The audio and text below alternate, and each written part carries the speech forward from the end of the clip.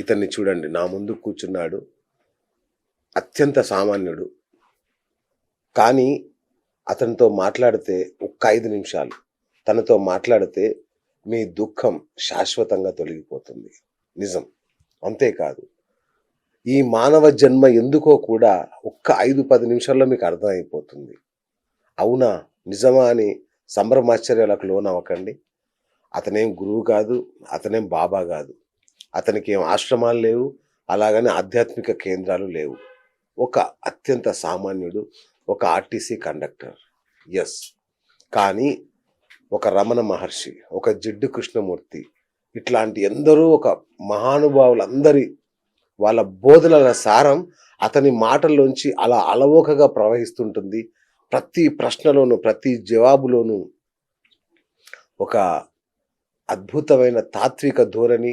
మీ ప్రతి ప్రశ్నకి, మీ జీవితంలో ప్రతి ప్రశ్నకి తన దగ్గర జవాబు దొరుకుతుంది. నేనే ఆశ్చర్యపోయాను. నిజంగా తను ఒక అద్భుతం. తన పేరు సంతోష్ బుద్ధ. తను సాధన, కర్మ సిద్ధాంతం ఇట్లాంటి వాటి గురించి మాట్లాడుతున్నాడు, ధ్యానం గురించి మాట్లాడుతున్నాడు.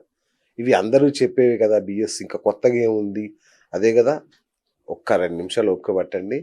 తనతో మాట్లాడడం మొదలుపెట్టాక ఇది ఎంత అద్భుతమైన కార్యక్రమం మీకు అర్థమవుతుంది. పదండి. గురుగారు నమస్తే. Thank you. నేను గురువుని కాదు, సామాన్యుని. లేదు లేదు, ఎందుకంటే సామాన్యుడు అని ఎందుకు చెప్పాల్సి వచ్చిందంటే, వాళ్ళకి మామూలుగా మనం మత గురువులు, బోధకులు అందరూ గంభీరమైన వేషధారణ, భారీ బొట్లు ఇలా పెట్టుకుంటే వాళ్ళకు గురువు బాబా లాగా కనబడతారు. వాళ్ళు చెప్పేది ఆనుతుంది. కానీ ఇలా చూడ్డానికి సామాన్యంగా ఉన్నా కూడా, చేసే పని అత్యంత సామాన్యమైన అయినా కూడా ఆధ్యాత్మికంగా అత్యున్నత శిఖరాలకి చేరుకోవచ్చు అనేది మీరు నిరూపించారు. అందుకే మిమ్మల్ని గురువు గారు అని సంబోధించారు. నేనే ఊరికే అనలేదు మిమ్మల్ని. అంటే నేను ఆశ్చర్యపోయా. ప్రపంచంలో అందరూ బాధ గురువులే ఎక్కువ ఉన్నారు, బోధ గురువులు తక్కువ ఉన్నారు. కరెక్ట్ గా చెప్పారు. So sir thank you. ముందుగా ఫస్ట్ నా గురించి మీరు తెలుసుకొని నన్ను ఆహ్వానించి ఈ అవకాశం ఇచ్చినందుకు, ఈ కార్యాన్ని సమకూర్చినందుకు మీకు, మీ స్టూడియో సిబ్బందికి, వింటున్న మీ ప్రేక్షకులు ప్రతి ఒక్కరికి పేరున ధన్యవాదాలు, కృతజ్ఞతలు గురుగారు. మీ యొక్క మంచి మనసుకి నిజంగా కృతజ్ఞతలు. ఎందుకంటే అంటే నిజంగా మీ గురించి తెలియనప్పుడు ఏం మాట్లాడతావు, ఏదో కండక్టర్ అంటున్నాడు, ఏం మాట్లాడతాడు ఇతడు అనుకున్నాను. కానీ మీతో ఒక 10 నిమిషాలు మాట్లాడిన తర్వాత, అంటే ఇది అతిశయోక్తిలాగా అనిపించవచ్చు కానీ, నా జ్ఞాన చక్షువులు ఇలా తెరుచుకుంటున్న ఒక అనుభూతి, ఏదో కొత్త ధారణ ఒంట్లోకి ప్రవహిస్తున్న అనుభూతి. నిజంగా నేను ఆశ్చర్యపోయా. ఓ, ఇంత సింపులా? అంటే మీరు కర్మ సిద్ధాంతం గురించి చెప్తున్నప్పుడు, అవునా, అరే నిజమే కదా, అంటే మన జీవితంలో జరిగే కొన్ని అనుభవాల్ని మనం చూస్తుంటే, ఓ ఇది కదా కర్మ సిద్ధాంతం అంటే మీరు చెప్పిన మాటలు అంత గొప్పగా ఉన్నాయి. అసలు ఎవరు గురుగారు మీరు? మీ పరిచయం ఏంటి అసలు? అంటే ముందుగా నా జీవితం గురించి మీకు ఒక 30 సెకండ్స్ లో ప్లీజ్. నా జీవితంలో ఇది ఒక న్యూస్ పేపర్ సార్. అవును. ఇప్పుడు నేను ఇంతకుముందు స్టార్టింగ్ లో గిట్లుండేది, ఒక చిన్న, అంటే ఏమి తెలియని స్థితిలో ఉండేది. నేను ఎవ్వరు చెప్తే వాళ్ళ మాట నమ్మేది, అందరినీ నమ్ముతాం సార్. అంతే కదా, అట్లా నమ్మేది. ఇప్పుడు ఈ పేపర్ ఎటంటే అటు ఉంటుంది కదా సార్. అవును. సో ఇప్పుడు నేనేం చేసిన, ఇంతకుముందు నా జీవితం ఎట్లా జరిగిందంటే, నా కుటుంబ సభ్యుల చేత ఇట్లా నలిగిపోయాను, స్నేహితుల చేత ఇట్లా నలిగిపోయాను. మొత్తం నా జీవితం నన్ను ఇట్లా నలిపేసింది సార్. ఇది మీకు సింపుల్గా అనిపిస్తుంది, కొంచెం డెప్త్గా అర్థం చేసుకోండి. మొత్తం జీవితము ఇట్లా నలిపేసింది నన్ను. ఇప్పుడు నేను ఆధ్యాత్మిక మార్గంలోకి వచ్చినాక నన్ను ఇట్లా నిలబెట్టింది. ఓ మై గాడ్, ఇది నా జీవితం సార్. స్ట్రాంగ్, ఇంకా ఎటు వాలిపోకుండా. ఇప్పుడు నన్ను ఎవరు పడివేయలేరు, నన్ను ఎవరు టచ్ చేయలేరు. ఎటువంటి దానికి కూడా నేను చలించని స్థితిని పొందిన. సత్యం అనేది నాకు అనువున వంట పట్టి ఉంది. నేను నా జీవితంలో ఏది జరిగినా నిలబడే స్థితి పొందిన ఈరోజు. ఒక్క చిన్న ముక్కలో జీవిత సారం అంతా చెప్పారు. వండర్ఫుల్. అంటే అది అందరికి సాధ్యం అవుతుందా? 100%. ప్రతి ఒక్కరికి ఇప్పుడు భవబంధాలు, ఈ భవబంధాలు, భార్య పిల్లలు, అమ్మ నాన్న, వీళ్ళతో మనకున్న అనుబంధాలు, ఈ డబ్బు, ఈ ఉద్యోగాలు, ఎన్నో భవబంధాలు మన చుట్టూ ఇట్లా చట్టంలాగా బిగించి మనల్ని ఒక జ్యూసర్లో వేసి జ్యూస్ పిండినట్టు పిండుతుంటది లైఫ్. అంటే సార్ ఇక్కడ ఏం జరుగుతుంది అంటే మనిషికి అన్వేషణ లేకపోవడం వల్ల, సత్యాన్ని తెలుసుకోలేకపోవడం వల్ల ఇది జరుగుతుంది. సో బుద్ధుడు ఏం చెప్పినంటే సంసారంలో నిర్వాణం. నిర్వాణం అంటే దుఃఖరాహిత్య స్థితి, అంటే దుఃఖం లేనటువంటి స్థితిని పొందడం సాధ్యమేనా? మరి బుద్ధుడు చెప్పిండు, బుద్ధుడు సిద్ధార్థ గౌతమ్ బుద్ధుడు అయిండు కదా సార్. సో ఆయన సంసారంలో నిర్వాణం అంటే ఏందో మనకైనా ప్రపంచానికి చెప్పి తన జ్ఞానాన్ని ఇచ్చిండు. సో నాకు ఆ జ్ఞానం ద్వారా, నాకు శ్రీకృష్ణుడు ఇచ్చిన భగవద్గీత ద్వారా నేను ఆ స్థితిని పొందిన. అది అందరి లోపల సాధ్యమే అని నేను తెలుసుకున్నా, ప్రతి ఒక్కరికి సాధ్యమే అని నేను చెప్పడం మొదలుపెట్టాను సార్. మీకు దుఃఖం కలగదా ఇప్పుడు? అంటే నాకు దుఃఖం రాదు, అంటే నిలబడదు. దుఃఖం వస్తుంది, ఏదైనా సంఘటన జరిగినా బాధ అనిపించినా ఉంటది, కానీ నిలబడదు. ఒక క్షణంలో రాలిపోతుంది. ఇప్పుడు చెట్టు మీద ఎండుటాకు ఎట్లా రాలిపోతుందో, ఇప్పుడు మా కుటుంబ సభ్యులలో అంటే ఇంతకు ముందుకు నేను మా గురించి తెలుసుకో సార్, మా అబ్బాయి విషయం. అప్పటి సిచ్యువేషన్కు ఇప్పుడున్న స్థితికి, ఇప్పుడు నాకు ఎటువంటి స్థితి వచ్చినా, రిపీట్ మళ్ళీ ఏ స్థితి వచ్చినా ఆ దుఃఖం అనేది ఇప్పుడు నిలబడదు. అంటే చెట్టు మీద ఎండుటాకు ఎట్లా రాలిపోతుందో అట్లా రాలిపోతుంది. అంటే మన లోపల నీకు అవి రాలిపోతాయి, అది సహజంగా రాలిపోతాయి. అది సత్యంలో ఉంటుంది, అదంతా ట్రూత్. జ్ఞానంలో మన లోపల జ్ఞానం వికసించిన కొద్దీ మనకు సత్యం అర్థమవుతుంది. అంటే జీవితం అంటే ఏంది, మనం భూమి మీదకి ఎందుకు వచ్చినాము, వచ్చిన ఏ పర్పస్ మీద వచ్చినామో ఆ పర్పస్ మనకు అర్థమైన కొద్దీ ఒక్కొక్క కుటుంబ సభ్యులు మనం బేస్ చేసుకొని, ఇప్పుడు మన భార్య మన జీవితంలోకి ఎందుకు వచ్చింది, పిల్లలు మన జీవితంలోకి ఎందుకు వచ్చారు, మన చుట్టూ ఉన్న కుటుంబ సభ్యులకు మనకు ఎట్లా లింక్ ఉంటుంది, స్నేహితులకు, మనం ఆఫీస్లో పనిచేసే వ్యక్తులకు, బాస్కు, మన చుట్టూ ఎన్విరాన్మెంట్కు మనకు ఎట్లా క్రియేట్ అవుతుంది, ఇదంతా సత్యం మనకు అవగాహన వస్తుంది. అంటే భగవద్గీతలో ఒక్కొక్క శ్లోకంలో అంత డెప్త్ ఉంటుంది. ఓకే, నేను సాధన ప్లస్ భగవద్గీత రెండు కంప్లీట్ చేసుకుంటూ ఇట్లా జీవితం ఇప్పుడు ముందుకు కొనసాగిన. సో ముందుగా ఏమైందంటే నాకు అసలు మీరు కండక్టర్, అవును సార్, రైట్? సాధారణమైన జీవితం, భార్య పిల్లలు, పొద్దున్న లేస్తే రేషను, ఆ కూరగాయలు, ఇంతేగా లైఫ్, టికెట్ అంతే. అవును సార్. ఈ లైఫ్ నుంచి ఈ లైఫ్ కి ఎలా మారారు అసలు? అంటే ఏదో బలమైన ఒక సంఘటన ఉంటది ప్రతి మనిషిలో, ఒక మలుపు తిరగడానికి. ఏది మిమ్మల్ని ప్రేరేపించింది? అంటే ఇంత ముందు జీవితం అట్లా జరిగింది సార్. ఓకే. అట్లా జరిగిన తర్వాత 2019లో నాకు ఇద్దరు బాబులు. మా చిన్న బాబు ఆటోలో స్కూల్కి వెళ్తుంటే యాక్సిడెంట్ అయ్యింది. అయ్యో. యాక్సిడెంట్ అయ్యి ఒకే ఆటోలో మా ఇద్దరు కొడుకులు ఉన్నారు, ఇంకొక 4 మెంబర్స్ పిల్లలు ఉన్నారు. స్కూల్కి వెళ్తుంటే ఆటో యాక్సిడెంట్ జరిగింది. ఆటో యాక్సిడెంట్ జరిగిన తీరు నన్ను అన్వేషణకు గురి చేసింది. ఓకే. దానికంటే ముందు ఏం జరిగిందంటే, మనము ఈ పక్కీరోళ్ళు అంటాం కదా సార్, నేను హైదరాబాద్లో రెంట్కి ఉండేటి. సో మా ఇంటికి ఒక పక్కీర్ అతను వచ్చి జస్ట్ ఒక 15 days ముందే, మా అబ్బాయి చనిపోయే ముందు ఇంటికి వస్తే, మామూలుగా ఎవరైనా వస్తే మనం 5-10 రూపాయలు ఇస్తాం కదా సార్, అట్లనే మా అబ్బాయి ఇచ్చిండు, ఆ చనిపోయిన అబ్బాయి ఇచ్చిండు. ఇచ్చినప్పుడు ఈ బాబును ఒక 20 రోజుల పాటు ఇంట్లోనే ఉండని, గడప దాటనీయకని చెప్పిండు. ఈ చెప్పిన మాట ఆ వ్యక్తి వచ్చింది, మా పేరెంట్స్, మా అమ్మ నాన్న ఉన్నారు, మా సిస్టర్ ఉంది, మా సిస్టర్ పిల్లలు ఉన్నారు, మా మిస్సెస్ ఉన్నారు, మా పిల్లలు ఉన్నారు. మన మైండ్ కొట్టి పడేస్తుంది. నాకు తెలియదు అప్పుడు, అంతే కదా, కొట్టి పడేస్తే ఇట్లా చెప్తారు అనుకుంటాం కదా సార్. సేమ్ అదే కొట్టిపోయిండు.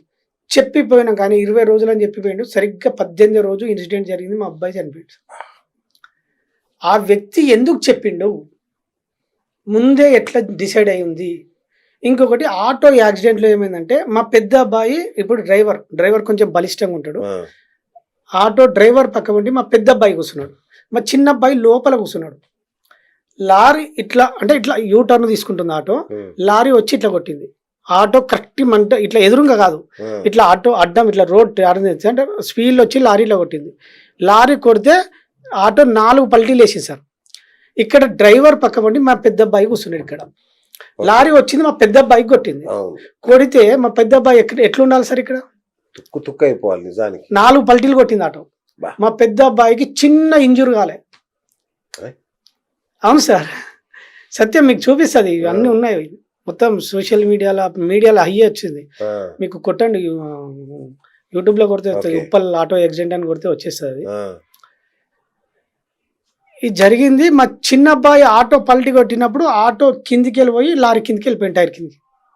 మిగతా 6 పిల్లలకి, మిగతా 5 మెంబర్స్ పిల్లలకి ఎవరు కాలే, డ్రైవర్ కూడా ఏం కాలే. అందరు జస్ట్ బేసిక్ ప్రాథమిక చికిత్స కూడా అవసరం లేకుండా వచ్చిరాళ్ళు. నాకు ఆ పకీరతను వచ్చిన చెప్పిపోయిన మాటలు, ఈ ఇన్సిడెంట్ మొత్తం నా మైండ్లో ఇక చనిపోయిన తర్వాత ఏమైందంటే ఇక నేను టోటల్ డిసప్పైర్, మతి స్థిమితం లేను, అంటే పిచ్చోడు అయిపోయారు అనుకున్నారు సార్. ఆ, ఆ టైంలో మా భార్య, వాస్తవానికి తల్లికి ఎక్కువ ఉండాలి దుఃఖము, అవును.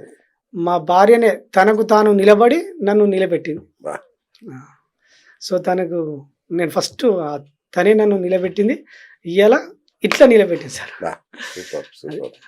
ఇప్పుడు ఆ దుఃఖం ఉందా? ఆ కొడుకు అయిపోలేదు పోయిన సార్. దుఃఖం. ఇప్పుడు హ్యాపీగా సార్, ఆ, మా అంత హ్యాపీగా. ఇప్పుడు మా కుటుంబం, మా అబ్బాయి ఉన్నాడు, మా మిసెస్ ఉంటుంది. అవును. ఇప్పుడు సత్యం ఎరుకైన తర్వాత, నేను ఈ ఆధ్యాత్మిక మార్గంలోకి వచ్చిన తర్వాత నాకు ఎవ్రీ మూమెంట్ ఏది ఎట్లా జరుగుతుంది అనే మీద ఒక అవగాహన వచ్చింది. సో సత్యం వాళ్ళకి ఎప్పటికప్పుడు వివరిస్తూ వాళ్ళని గైడెన్స్ చేస్తూ ఇప్పుడు హ్యాపీగా ఉన్నాం సార్. ఉమ్. ఫుల్ మామూలుగా ఉండదు. ఏ ప్రపంచంలో ఏ మరణం కూడా మీకు దుఃఖానికి కారణం కాదు. ఇంకా 100% నాకు ట్రూత్ అర్థమైనప్పుడు ఏంటా సత్యం మాకు కూడా చెప్పండి. అంటే అసలు ప్రతి బాధలే కదా దుఃఖానికి హేతువు. అవును, బాధలే. బాధలే దుఃఖానికి హేతువు. కొడుకు అనే కన్న ప్రేమ, ఆ, భార్య, నా పిల్లలు, మా అన్న, తమ్ముడు, ఇవే కదా. ఆ. మరి దీని నుంచి విముక్తి పొందడానికి ఏముంది? అంటే మనకు సత్యం అర్థమవుతుంది. నేను అప్పుడే ఏంటా సత్యం? నాకు ఈ జీవితం ఆయన ఎప్పిపోయింది కదా సార్. అవును. అసలు ఏంది చెప్పుడు జీవితం, మనిషి జీవితాన్ని ఎవరు నడిపిస్తారు ఆయనకు ముందే తెలుసా? అసలు ఆయనకి ఎలా తెలిసింది? ఎట్లా తెలిసింది? అసలు ఆయన ఎవరు పంపించారు? ఈ అన్వేషణ మొదలైంది సార్ నాకు. ఈ అన్వేషణ మొదలైన తర్వాత నేను స్పిరిచువల్ పార్ట్లోకి వచ్చేసిన తర్వాత నా అన్వేషణ ద్వారా నాకు కరెక్ట్ గురువులు పరిచయం అయ్యారు. కరెక్ట్ మార్గంలో ఎదిగిన ఆధ్యాత్మిక మార్గంలో కొన్ని బుక్స్ చదవడం అలవాటైంది నాకు. ఒక యోగి ఆత్మకథలో యోగానంద పరమహంస అప్పుడే ఒక వ్యక్తి నాకు పర్సన్ ఈ బుక్ ఇచ్చిండు. అందులో కాశీ అనే అబ్బాయి ఉంటాడు సార్. అబ్బాయి ఆ ఒక యోగానంద బుక్లో పరమహంస రాస్తాడు అనమాట. ఒక చిన్న అబ్బాయి హాస్టల్లోకి వెళ్ళి 13 years అబ్బాయి, ఆయన చనిపోయేది ఆయన ముందే తెలుస్తుంది ఆ యోగికి. తెలిసినప్పుడు ఈ హాస్టల్ నుంచి మీరు వెళ్ళొద్దు, మీ నాన్న వస్తే పంపియా నేను అంటే, వాళ్ళ ఫాదర్ వచ్చి తిడతాడు. అంటే సెలవులు వచ్చినప్పుడు పంపించారు కదా. అప్పుడు ఆయన బలవంతంగా ఫాదర్, ఈయననేమో చెప్పలేం కదా సార్ సత్యం, ఇట్లా జరుగుతుందని చెప్పలేడు కదా తల్లిదండ్రులకు. సో తల్లిదండ్రులు అప్పుడు ఆయన ఏదో చెప్పి ఇంటికి వేస్తే వాంతులు విరాచనాలు చేసుకొని చనిపోతాడు. చనిపోయిన తర్వాత మళ్ళీ కొద్ది రోజులకు ఈ యోగానంద పరమహంస కోల్కతా వీధులలో పోతుంటే ఒక తల్లి గర్భంలో మళ్ళీ జన్మ తీసుకుంటాడు. ఆ గర్భంలో నుంచి పిలుస్తాడు నేను యోగానంద పరమహంసను. సో ఇది నిజమేనా అని నాకు ఆ బుక్ ద్వారా పరిచయం సార్. ఆ బుక్ ద్వారా ఇది నిజమే, ఈ సత్యం తెలుసుకోనా, ఇది సాధ్యమేనా అని ఇట్లా అనిపించింది. తర్వాత నాకు హిమాలయ యోగులతో నా జీవనం అని ఒక బుక్ ఉంటుంది.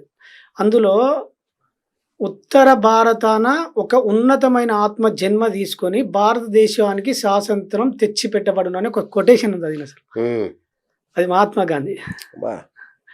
ఆయన పుట్టక ముందుకు రాసిన బుక్ అది. మహాత్మా గాంధీ పుట్టక ముందుకు రాసిన బుక్ అది నాకు చేరింది. అది ఎట్లా చేరింది అనేది నాకు సంబంధం లేదు. అది చేరింది, ఆ కొటేషన్ చదివిన అసలు ముందే డిసైడ్ అయి ఉంటుందని నా అన్వేషణ మొదలైంది సరిగా. అట్లా డీప్గా మెడిటేషన్, ఈ ఆధ్యాత్మిక మార్గంలో మెడిటేషన్ చేయడం.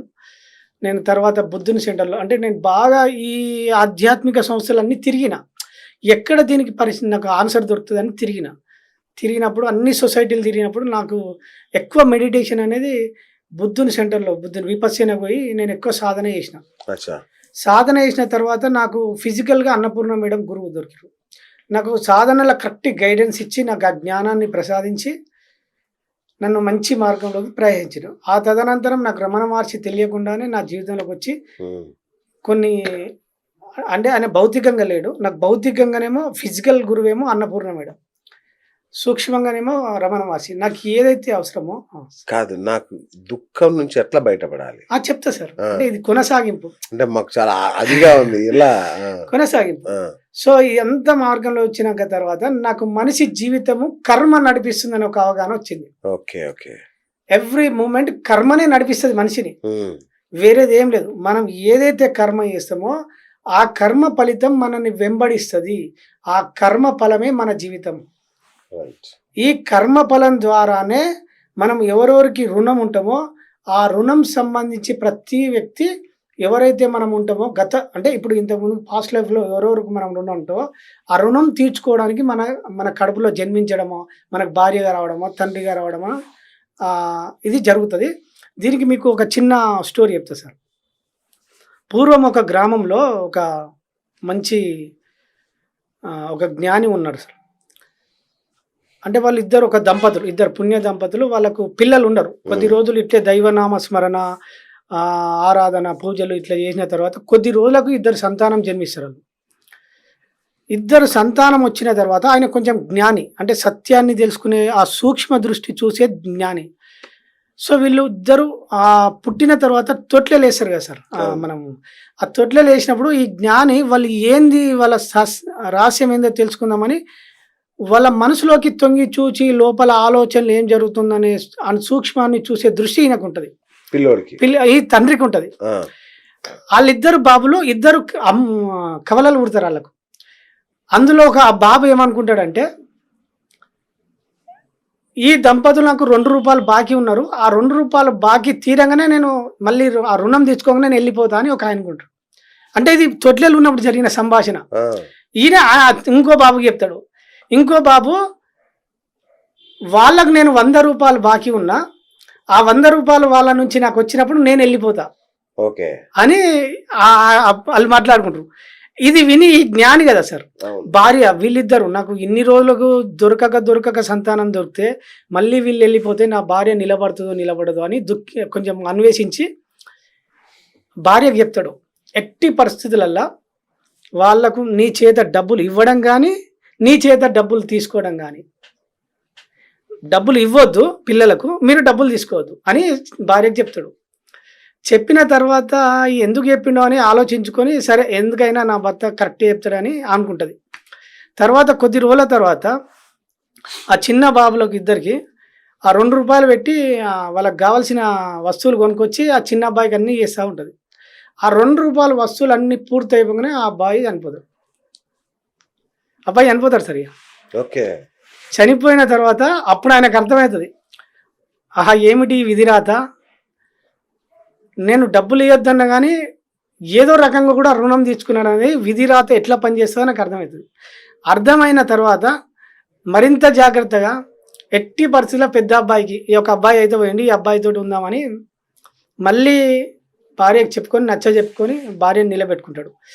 మళ్ళీ ఆయన పెరిగి పెద్ద అయిన తర్వాత కొద్ది రోజులు మంచిగా ఏదో మంచి ఒక పని చూసుకొని పని చేసుకుంటూ ఉంటాడు. పని చేసుకున్న తర్వాత తల్లిదండ్రుల కోసం కొద్దిగా ఆ రోజుల్లో డబ్బు దాచిపెడతాడు. కరెక్ట్ ₹100 అయినాక ఇంట్లో ఒక డబ్బాలో పెడతాడు డబ్బులు. ఒక డబ్బాల బాక్సులో పెట్టి దూలం మీద పెడతారు. ఆ ₹100 అయిపోయినాక ఎందుకో సార్ ఆ ఇల్లు అంటుకుంటుంది. అంటుకున్నప్పుడు ఆయన దృష్టి ఆ ఇల్లు మీద పడుతుంది. ఆ ఇల్లు మీద పడ్డప్పుడు వాళ్ళ అమ్మ ఉంటుంది, ఈయన ఉండడు. ఆ అబ్బాయి వాళ్ళ అమ్మ ఉంటుంది. ఆయన ఇంట్లోకి వెళ్ళి ఫస్ట్ ఈయన దృష్టి డబ్బుల మీద ఉంటుంది, ఇల్లు మీద ఉండదు. పోయి ఆ డబ్బుల మీద ఉన్న ఆ బాక్సుని తీసుకొచ్చి జస్ట్ డబ్బు ఇచ్చే ముందు ఏమవుతుందంటే ఈ డబ్బు వాళ్ళ అమ్మకి అందిస్తాడు. ఈ ₹100 డబ్బు వాళ్ళ అమ్మకి అందిస్తాడు. అందియంగానే ఆ ఇంట్లో దూలము కాలి ఈయన మీద పడి చనిపోతాడు. అప్పుడు విధిరాత ఏంటో ఎట్లా పనిచేస్తుందో నాకు ఈ స్టోరీ ద్వారా అర్థమైంది సార్. సో మనకి ఎప్పుడైతే గత జన్మలో మనం ఏదైతే రుణం ఉంటామో, కర్మఫలాల ద్వారా రుణం ఉంటామో, ఆ రుణం ద్వారా వీళ్ళు మన జీవితంలోకి వచ్చి ఆ కర్మ పూర్తి కాగానే ఒక్క సెకండ్ కాలం భూమి మీద ఉండరు ఎవరు. ఎనీథింగ్ ప్రపంచం మొత్తంలో మీరు 800 కోట్ల మందిలో వాళ్ళ కర్మను బేస్ చేసుకొని కర్మ పూర్తి అయిపోతే ఒక్క సెకండ్ కూడా భూమి మీద ఉండరు. జీవితం అంత పర్ఫెక్ట్గా నడుస్తుంది. ఈ సత్యం నాకు ఆ స్టోరీ ద్వారా అంటే ఇంకా చాలా ఉంది. అంటే నేను విధిరాత అంటే అదేనా? ఆ విధిరాత అంటే మనం ఏదైతే కర్మ చేస్తామో ఆ కర్మ ఫలాన్ని మనల్ని చేపించేది విధిరాత. మనల్ని మళ్ళీ అనుభవించేటట్టు చేపిస్తుంది కదా, అది విధిరాత. ఓకే. అది మళ్ళీ మన దగ్గర తీసుకొచ్చి పెడుతుంది. ఓకే. అదే విధి. విధి రాతను మార్చలేమా? మార్చలేం, సాధ్యం కాదు. విధిని రాతను మార్చలేం, కానీ విధిని జయించాలంటే అది మళ్ళీ దైవం చేతనే సాధ్యం. దైవం చేతనే. దైవం చేతనే సాధ్యం. మనం మార్చుకోలేం. ఎప్పుడైతే విధిని జయించాలంటే, ఇప్పుడు నేను ఈ జన్మలో కొన్ని కర్మలు చేసా సార్, కొన్ని బ్యాడ్ కర్మలు చేసినా, కొన్ని గుడ్ కర్మలు చేసినా, ఆ బ్యాడ్ కర్మల ఫలితమే నా దుఃఖం. నాకు నా జీవితంలో దుఃఖం ఉంది అంటే నేను ఏదో ఒకరిని కొట్టడమో, ఒకరిని హింసించడమో, రకరకాల కర్మలు చేస్తాం కదా. ఈవెన్ పిల్లల్ని కొట్టిన, సొసైటీలో ఎవరిని అవమానించిన, హేళన చేసిన, రకరకాలుగా ఏది చేసినా సార్, చేసిన ప్రతి దానికి ఫలితం ఉంటుంది. ఆ ఫలితమే మన జీవితం సార్. ఇది కర్మ సిద్ధాంతం మీకు ఎట్లా చెప్పాలంటే, భగవద్గీతలో మనకు కర్మణ్యేవాధికారస్తే మా ఫలేషు కదాచన మా కర్మ ఫలహేతుర్భో మాతే సంగ. ఇది కర్మ. దీని స్టోరీ ఏంటంటే, కర్మ చేయి ఫలితాన్ని ఆశించకు, ఎట్ ఏ టైం మళ్ళీ కర్మను మానకు అంటుండు. ఇది మనం డీప్గా అర్థం చేసుకుంటే, సృష్టిలో మనల్ని కర్మ చేయమంటుండు, కర్మ ఫలాన్ని ఆశించకంటుండు. మళ్ళీ ఉత్తగుండొద్దు అని ఆయన చెప్తుండు. చెప్పింది ఎవరు? పరమాత్మ. అసలు ఎట్లా, అది ఎట్లా సాధ్యం అని చెప్పి నాకు మళ్ళీ డీప్ మెడిటేషన్, ధ్యాన సాధన, రమణ మహర్షి పుస్తకాలు, ఈ కర్మ సిద్ధాంతం మీద కొన్ని బుక్స్ చదువుకుంటూ వస్తున్నాక రమణ మహర్షి ఉపదేశ సారంలో నాకు కొన్ని అవగాహనకు వచ్చినాయి.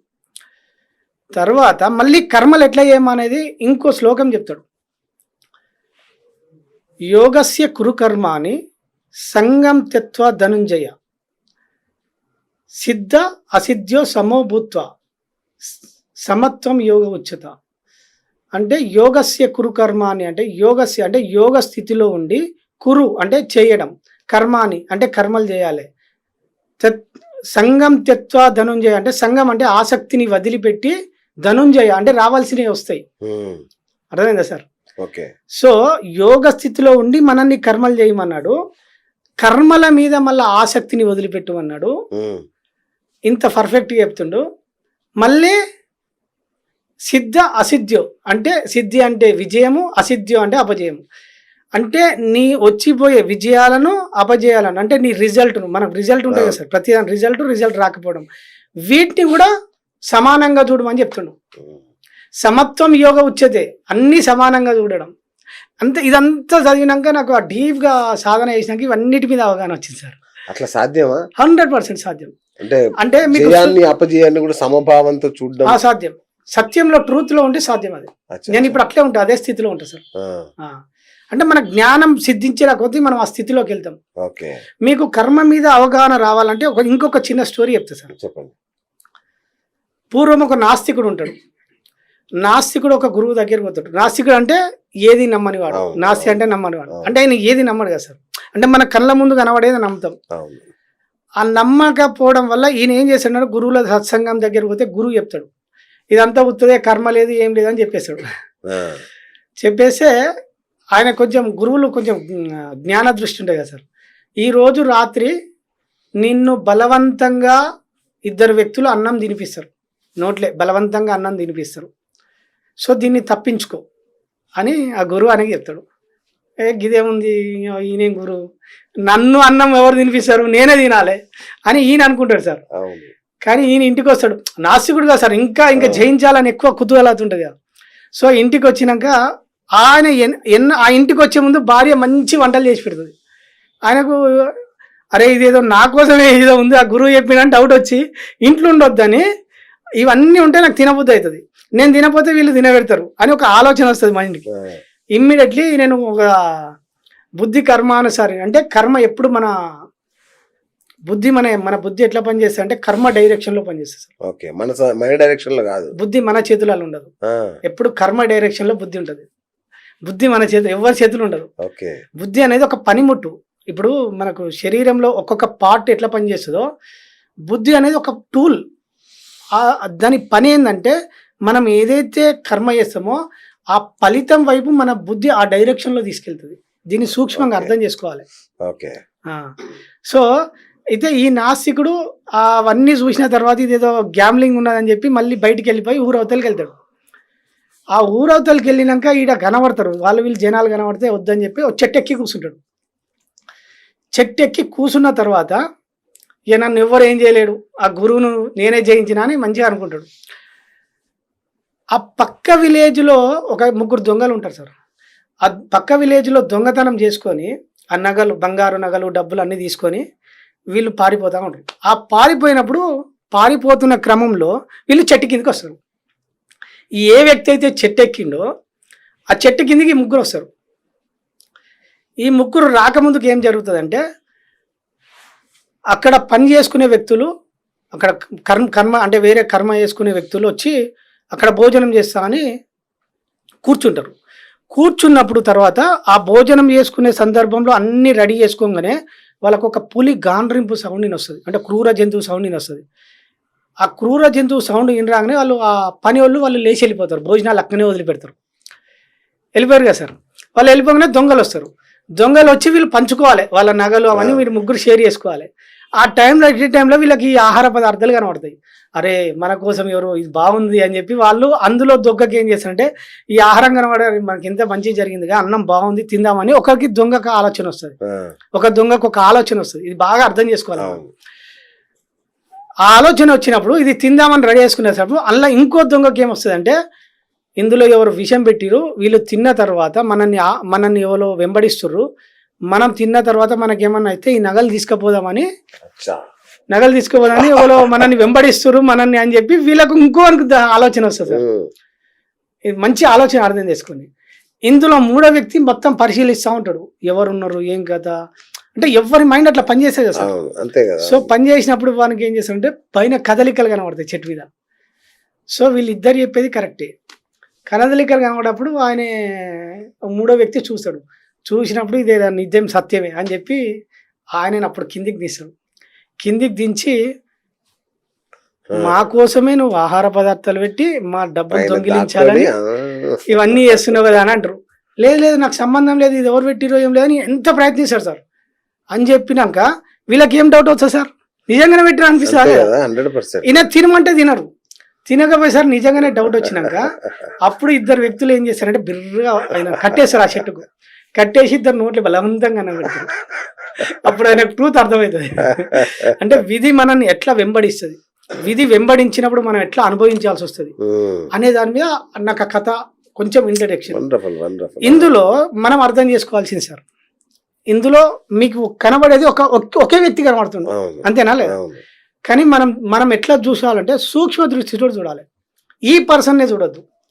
ఈ పర్సన్ కర్మలో ఈయన ఉన్నాడు, దొంగలు ఉన్నారు కదా సార్ 3, వాళ్ళ కర్మలో వాళ్ళు ఉన్నారు.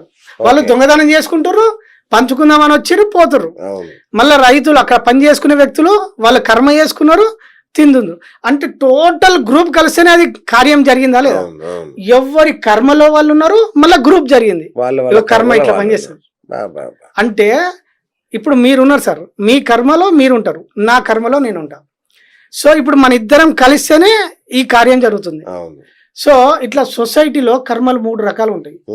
మనిషికి ఇండివిజువల్ కర్మ ఉంటుంది. అంటే ఇప్పుడు ఒక కుటుంబంలో ఒక 2 భార్యాభర్తలు, 2 పిల్లలు అనుకోండి. పిల్లలు కూడా అంటే గత జన్మ కర్మ ఫలాలు కొన్ని ఎంబడి తెచ్చుకుంటారు. దీన్నే మనం ప్రారబ్ధ కర్మ అంటాం. అంటే మనం ఇప్పుడు నేను కార్యకారణ సంబంధాల చుట్టూ ఉంటుంది జీవితం. అంటే ఇప్పుడు నేను రావడం అనేది కారణం, ఇది కార్యం సార్. అంటే ఇట్లా మనిషి ప్రతిరోజు ఏదో కార్యకారణ సంబంధానికి లింక్ అయి ఉంటాడు.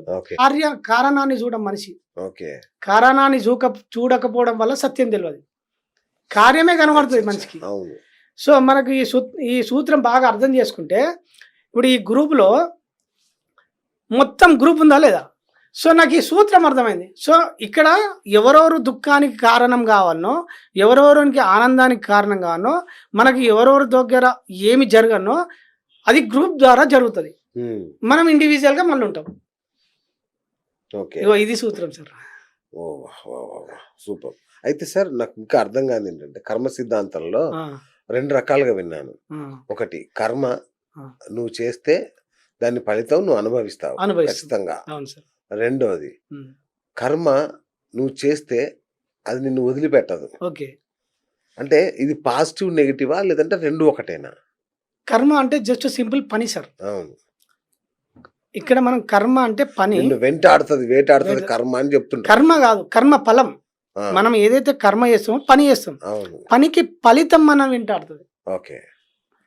కర్మ అది అనేది సత్కర్మలైనప్పుడు సత్కర్మలు అయినప్పుడు మనకు అన్ని భోగభాగ్యాలు సుఖ సంపదలు అన్నీ కలుగుతాయి. ఓకే. పుణ్య అంటే మనం ఎవరిని అంటే మనం సరే సింపుల్ భగవద్గీతలో ఏమంటారంటే పరమాత్మ ఏం చెప్తాడంటే ఉద్ధరేనాత్మనాత్మానం నాత్మానం అవసావదహేత్ ఆత్మైవ ఆత్మనో బంధువు ఆత్మైవ రిపురాత్మన. ఈ శ్లోకం బాగా అర్థం చేసుకోవాలి సార్, గుడ్. చాలా డెప్త్ ఉంటుంది. ఆ, ఉద్ధరేనాత్మ అంటే ఎవరిని వానే ఉద్ధరించుకోవాలి, నిన్ను ఉద్ధరించే వ్యక్తి లేడు. ఇది ఫస్ట్ సో నిన్ను నువ్వు ఉద్ధరించుకోవాలి. ఉంచుకోవాలి. ఆ, ఇంకోటి ఆత్మైవ ఆత్మనో బంధు ఆత్మైవ రిపురాత్మన. ఇక్కడ ఆత్మకు ఆత్మే శత్రువు, అచ్చా. ఆత్మకు ఆత్మే మిత్రువు అంటుండు.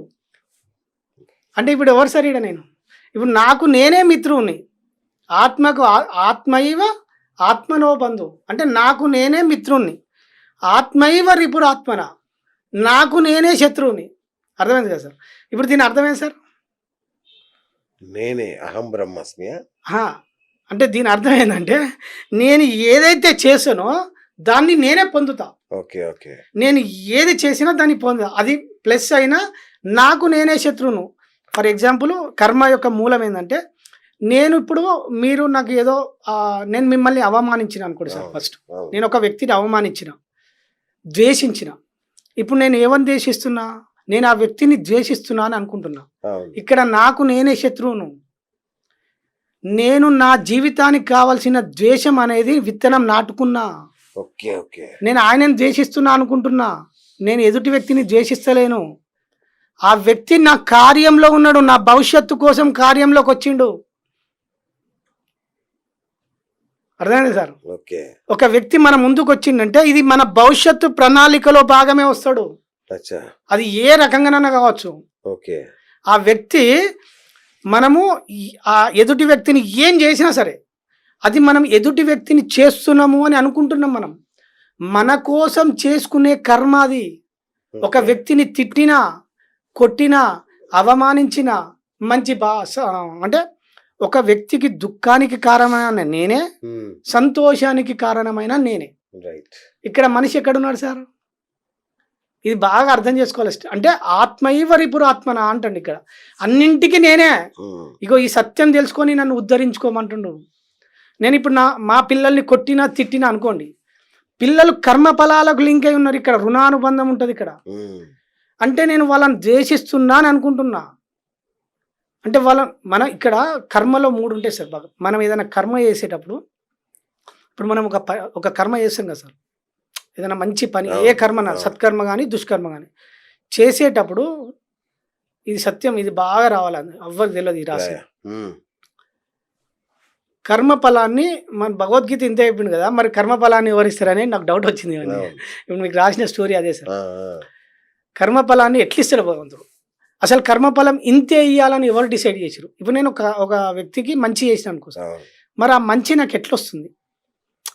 ఎంత వస్తుంది, ఎట్లా వస్తుంది అనే ప్రశ్నలు ఉంటాయి కదా మనిషికి. సో నాకు ఇవన్నింటి మీద మొత్తం ఒక లోపల మదనం జరిగేది సార్. ఒక 1-2 years బాగా జరిగింది. ఇట్లా నాకు రమణ మహర్షి అన్నింటికి సమాధానాలు సూక్ష్మ రూపంలో ఏదో రూపంలో అందిస్తారు. నాకు అర్థమైంది ఏంటంటే నాకు కొన్ని దర్శనాలు జరిగినాయి. ఆ దర్శనాలల్లో ఇప్పుడు నేను నా ఉద్యోగాన్ని మీకు క్యాలిక్యులేషన్ చేసి చెప్తా. ఇప్పుడు నేను కండక్టర్ ఉద్యోగం సార్. నేను పొద్దున లేవాలి, డ్యూటీకి పోవాలి, బస్సులో టికెట్స్ ఇవ్వాలి, మళ్ళీ రావాలి. ఇది నా కర్మ. మరి నా కర్మఫలం ఎవరు ఇస్తారు సార్? మీ బాస్ ఇస్తాడు. బాస్ కాదు, జీతం ఇస్తారు. జీతం ఎవరు? మీ కంపెనీ. జీతం ఇచ్చేది కంపెనీ. అవును. జీతాన్ని నిర్ణయించేది ఎవరు? నా జీతం ఇంతే. ఇప్పుడు సీనియారిటీకి అంటే ఒక్కొక్క వ్యక్తికి ఒక జీతం ఉంటుంది సార్. సీనియర్ వాళ్ళకి ఇంత ఉంటుంది, జూనియర్ వాళ్ళకి ఇంత ఉంటుంది. నాకు ఇంతే జీతం ఇవ్వాలని ఎవరు నిర్ణయిస్తారు? ఒక టీం, ఒక యంత్రాంగం. ఎస్, అంటే ఒక నియమం ఉన్నది, డిపార్ట్మెంట్లో ఒక ప్రొసీజర్ ఉంది. కాస్మిక్ రూల్స్లో విశ్వంలో ప్రకృతి ధర్మాలు ఉంటాయి. ఓకే. ప్రకృతి ధర్మాలు మన కర్మ ఫలాన్ని నిర్ణయిస్తాయి. ఇప్పుడు నేను ఇలా ఒక కర్మ చేస్తున్నా, ఆ వ్యక్తికి దుఃఖానికి కారణమైన మంచికి కారణమైన అనే దాని మీద నా కర్మ, ఇక్కడ నా కర్మ జరుగుతుందా? కర్మంలో ధర్మం ఉంటుంది. ఇది మంచిదా చెడుదా అని ఎవరు నిర్ణయిస్తారు? ధర్మం. ధర్మం అంటే చట్టం, మన భౌతిక భాషలో చట్టం. రూల్స్ సిస్టమ్, ప్రకృతి చట్టాలు, ప్రకృతి నియమాలు. సరే, ఆ ప్రకృతి చట్టాలు అనుకోండి, కాస్మిక్ రూల్స్ అంటారు వాటిని. ఓకే. అంటే ప్రకృతిలో కొన్ని లాస్ ఉంటాయి, ఆ లాస్ పర్ఫెక్ట్గా పనిచేస్తాయి. ఎవరికి ఏది జరగనో, ఎవరికి ఏది చేరవేరనో అది చేరవేరుతుంది. అది ఏ రూపంలో కావచ్చు, తీసుకొచ్చి వాళ్ళ ముందు ప్రవేశపెడుతుంది. ఇక్కడ ధర్మం నిర్ణయిస్తుంది నా కర్మ ఫలితాన్ని. ఓకే. ధర్మం ఎలా నిర్ణయిస్తుంది మళ్ళా అనేది నాకు మళ్ళీ ప్రశ్న వచ్చింది. అసలు ధర్మం నేను ఈ కర్మ చేస్తే ఇంతే ఇవ్వాలని ఎట్లా నిర్ణయిస్తుంది? దేని ఆధారంగా ధర్మం ఎంచుకుంటుంది? ఇప్పుడు నేను ఉద్యోగం చేస్తున్నా సార్, నేను కర్మ చేసిన, కర్మ దేన్ని ఆధారంగా డిపార్ట్మెంట్ ఇస్తుంది అంటే, నేను టికెట్లు ఇవ్వడం, నా ప్రొసీజర్, నా చేసే పనిని బట్టి ఉంటుంది కదా సార్. సో ఇక్కడ కంటికి కనబడం, ఇప్పుడు ఇక్కడ 2 ప్రపంచాలు ఉన్నాయి సార్. దృశ్య ప్రపంచం, దృశ్య జగత్తు, అదృశ్య జగత్తు. ఓకే.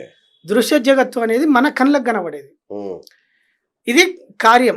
అవును, ఇది కార్యం. అవును. కంటికి కనబడకుండా అదృశ్య జగత్తు ఉంటుంది. ఈ కనబడే దృశ్య జగత్తుకు కారణము అదృశ్య జగత్తు. అదేలా? అదే సార్, అంటే ఇప్పుడు నేను ఇక్కడికి రావడం అనేది ఇది కార్యం సార్. నేను ఇక్కడికి వస్తేనే ఈ కార్యం జరిగింది. నేను రావడం అనేది కారణం. మనం ఈ భూమి మీదకి రావడం అనేది ఒక పర్పస్ మీద వస్తుంది. అది అదృశ్య జగత్తులో ఆ సిస్టమ్ ఉంటుంది. అది కంటికి కనబడేది కాదు. అంటే ఈ చర్మశక్తిలో కనబడేది కాదు. అది జ్ఞానం వికసించిన కొద్దీ సత్యం అర్థమవుతుంది. ఓకే. సో నాకు ఆ సత్యం మీద అవగాహనకు వచ్చిన తర్వాత అప్పుడు నాకు ఏమర్థమైందంటే, మన లోపల నేను అప్పుడు ఇక్కడ ఉద్దేశం ఎంటర్ అవుతుంది. నేను ఏ ఉద్దేశంతో చేస్తున్నా, ఉద్దేశం నా భావన, యద్భావం తద్భావతి అంటారు కదా సార్. నేను ఎదుటి వ్యక్తికి ఏ ఉద్దేశంతో చేస్తున్నా, నా ఉద్దేశం ఆధారంగా ధర్మం కర్మ ఫలాన్ని నిర్ణయిస్తుంది. ఆ కర్మ ఫలాన్ని సృష్టిస్తుంది మనకు. ఒక మంచి పని నటిస్తూ చేస్తే మీరు మీ ఉద్దేశం, మీ ఇంటెన్షన్ ఏమున్నది? మంచి పని, బ్యాడ్ ఇంటెన్షన్ యాక్చువల్ గా, కానీ బయటికి మాత్రం మంచి కర్మ సక్సెస్ గా, కర్మ మంచిది కదా సార్. కర్మ ఇప్పుడు మీకు కర్మ ఎలా వస్తుంది? ఫలితం ధర్మం డిసైడ్ చేస్తుంది. మనం డిసైడ్ చేయం, మన చేతుల్లో ఏముండదు. ఓకే సార్, ఇప్పుడు సింపుల్ మీకు అర్థం కావాలి. భగవద్గీత మొత్తం మూల శ్లోకం ఏంటంటే నిష్కామ కర్మ. అన్ని ఏ శ్లోకం తీసుకున్నా ఫలితం గురించి ఆలోచించకని చెప్తాడు. సో ఫలితం గురించి ఆలోచించకని చెప్పింది సార్. మనం ఎప్పుడు ఏం ఆలోచిస్తామంటే మన మైండ్ రిజల్ట్ మీద ఉంటుంది. ఇప్పుడు మీకు ఇంకా దీని మీద డెప్త్ చెప్తా సార్. ఇప్పుడు సూర్యుడు ఉన్నాడు సార్. సూర్యుడు మనకు ఉపయోగపడుతుందా? బ్రహ్మాండంగా. ఎట్లా? ఆయన సూర్యశక్తి ద్వారా మన డి విటమిన్, పంటలు, ఏదైనా ఇక సూర్యుడే. ఇవన్నీ మనకి ఎట్లా ఆయనకు దగ్గర మనకు వచ్చి మనం చేస్తుండా? లేదు. ఎట్లా ఉపయోగపడుతుంది? ఇప్పుడు ఒక చెట్టు ఉన్నా సార్, చెట్టు ఉపయోగపడుతుంది. చెట్టు ఎట్లా ఉపయోగపడుతుంది మనకు? సో ఫిజికల్ గా చూస్తే కూరగాయలు, పండ్లు అవి ఇస్తుంది, నీడ ఇస్తుంది. అది మళ్ళా సూర్యుడే మళ్ళా. ఈ సత్యం. సో మనకేందంటే ఇది ఎంత వెతికినా మనకు లాజిక్ మైండ్ ఉంటుంది కాబట్టి దొరకదు సార్. సూర్యుడు ఎట్లా ఉపయోగపడతాడంటే, సూర్యుడు ఉండడమే ఉపయోగం సార్. ఆయన ఏం చేయడం మనకు, ఆయన ఉండడమే మనకు ఉపయోగం. మీరు ఏది తీసుకోండి, చెట్టు ఉండని, చెట్టు మనకు ఉపయోగపడుతుంది అంటే చెట్టు ఉండడమే ఉపయోగం. ఎక్కడ ఉన్న చెట్టు? కార్యంలో ఉన్నది, ఫలితంలో లేదు. సూర్యుడు కార్యంలో ఉన్నాడు, సృష్టి యజ్ఞంలో ఉన్నాడు, రిజల్ట్లో లేడు, ఫలితంలో లేడు. అంతేగా సార్? అంతే. సో మనం కూడా ఎప్పుడు ఉండడం అనేది మర్చిపోయి, ఓకే, ఉండడంలో మర్చిపోయి మన మనసు మొత్తం మాయలో కమ్మేసి ఇది మొత్తం రిజల్ట్లో మనిషి కొట్టుకపోతుంది. అంతే సత్యం ఈడ.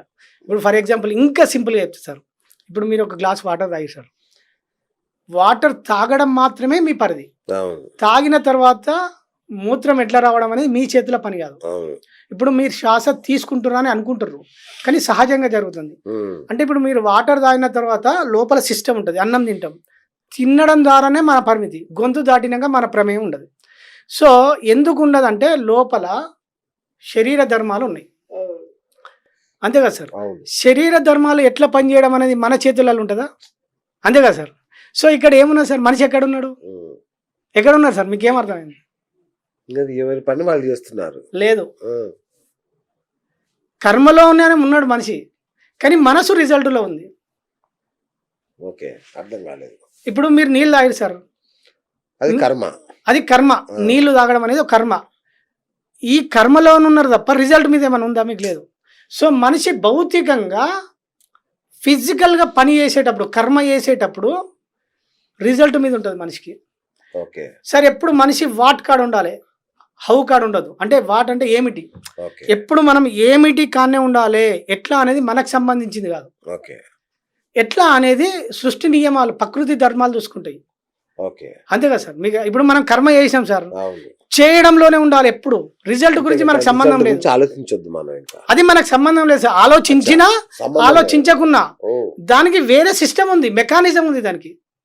ఇప్పుడు నేను డ్యూటీ చేసిన సార్, నేను డ్యూటీ చేసినా నాకు జీతం వస్తుంది, చేయకపోతే జీతం రాదు. దానికి ఒక సిస్టమ్ ఉన్నది. అవును. నేను చేస్తే వస్తుంది, చేయకపోతే రాదు.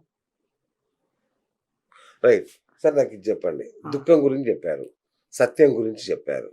సత్యాన్ని తెలుసుకుంటే దుఃఖం రాదు అన్నారు. ఈ దుఃఖాన్ని రానివ్వకూడని సత్యాన్ని కనుక్కోవడం ఎలా, మార్గం ఏంటి? Okay sir, that is spirituality. Oh, okay, ఇది మనకు సత్యాన్ని బోధించే రహస్యాలు హిందూ ధర్మం శాస్త్రాల ద్వారా, మనకు ఈ సాధనల ద్వారా, ఆధ్యాత్మిక సాధనల ద్వారా మనకేందంటే ట్రూత్ ఎక్కడ ఉంటుందంటే సత్యంలో ఉంటుంది. ఉమ్, ఆనందం ఎక్కడ ఉంటుందంటే సత్యంలో ఉంటుంది. ఓకే సో మనం సత్యాన్ని పరిశోధించాలంటే సత్యాన్వేషణ చేయాలి. సత్యాన్వేషణ చేసినప్పుడు మనకు ఆధ్యాత్మికతనే మూలం.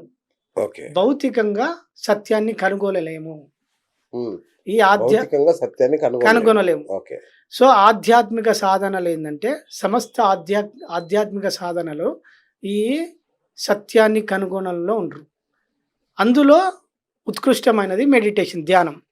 అచ్చా, నేను ఆ ధ్యాన సాధనను తెలుసుకొని నేను ఆ డీప్లో మెడిటేషన్ ప్రాక్టీస్ చేసి నేను చాలా డీప్గా చేస్తాను. నేను మెడిటేషన్ డైలీ 5-6 అవర్స్ చేస్తాను. నేను 5-6 అవర్స్ 5-6 అవర్స్ నేను ఇప్పటికి 30 సెకండ్ల నుంచి చేయలేకపోయాను సార్. నేను మళ్ళీ ఇంకొకటి కొద్ది 2-3 ఇయర్స్ తర్వాత నేను 24 అవర్స్ ఆ స్టేట్లో ఉంటా. ఇప్పుడు నేను మెడిటేషన్ స్టేట్లో ఉన్నా, కానీ మీకు అర్థం కాదు. ఇప్పుడు కూడా అవును. అదేనా మెడిటేషన్ అంటే? ఇలా పెట్టుకొని ఇలా ఇలా కళ్ళు మూసుకొని కూర్చోవాలి కదా. కళ్ళు మూసుకొని కూర్చోవడం అనేది అది ఒక ప్రాథమిక దశ. ఆ, ధ్యానం యొక్క మూల సూత్రం ఏంటంటే, ధ్యానం అంటే కళ్ళు మూసుకొని కళ్ళు మూసుకొని ఏం చేస్తారు సార్ మనిషి?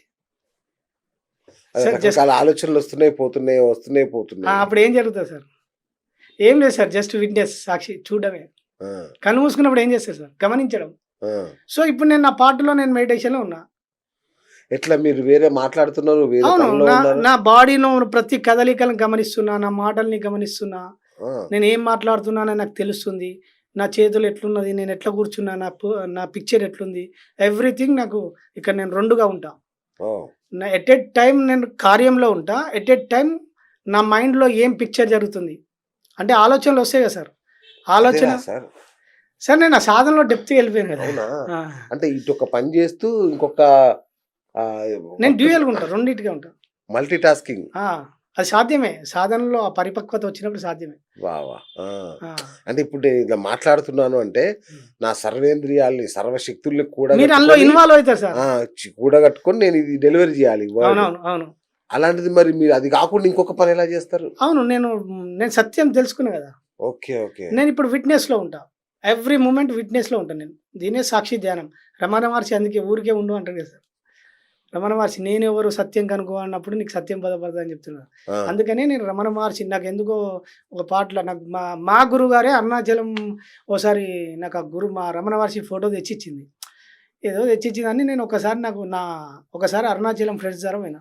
అక్కడికి పోగానే నాకు ఏదో సొంత స్థలంకి వచ్చినట్టు ఫీలింగ్ వచ్చింది సార్. రమణ మహర్షి స్కందాశ్రమంలో దిరుపక్షి గుహలో మెడిటేషన్ చేయడము, అక్కడికి పోతే ఒక పీస్ ఆఫ్ మైండ్, ఒక ప్రశాంతత, మన అయస్క్రాంతం గుంజేస్తే కదా సార్, నన్ను అట్లా ఆకట్టుకున్నది. ఎవ్రీ 3 monthsకి ఒకసారి పోతా నేను. ఎవ్రీ 3 monthsకి ఒకసారి పోతా. పోయి నేను అక్కడ కనీసం అట్లా 1 day మెడిటేషన్ చేసి, ఏదైనా కర్మ చేసి, సత్కర్మ చేసి అట్లా చేసి వస్తాను నేను. అట్లా నాకు నా నిత్య జీవితంలో అది అన్నీ అలవాటైనాయి. అంటే పూర్వజన్మ వాసనలు ఏమైనా ఉండొచ్చా? ఉంటాయి. గత జన్మకు మనకు లింక్ అయి ఉంటాయి. అవునా? అన్ని రుణానుబంధం చెప్తే కదా సార్. ఓకే. ఇప్పుడు మీకు కర్మను బేస్ చేసుకున్నాం కదా సార్. ఇప్పుడు మళ్ళీ కర్మ బేస్ చేసుకుంటే అదే అవుతుంది సార్. మన గత జన్మల ఏమేమి ఉన్నాయో అన్నీ లింక్ అవుతాయి.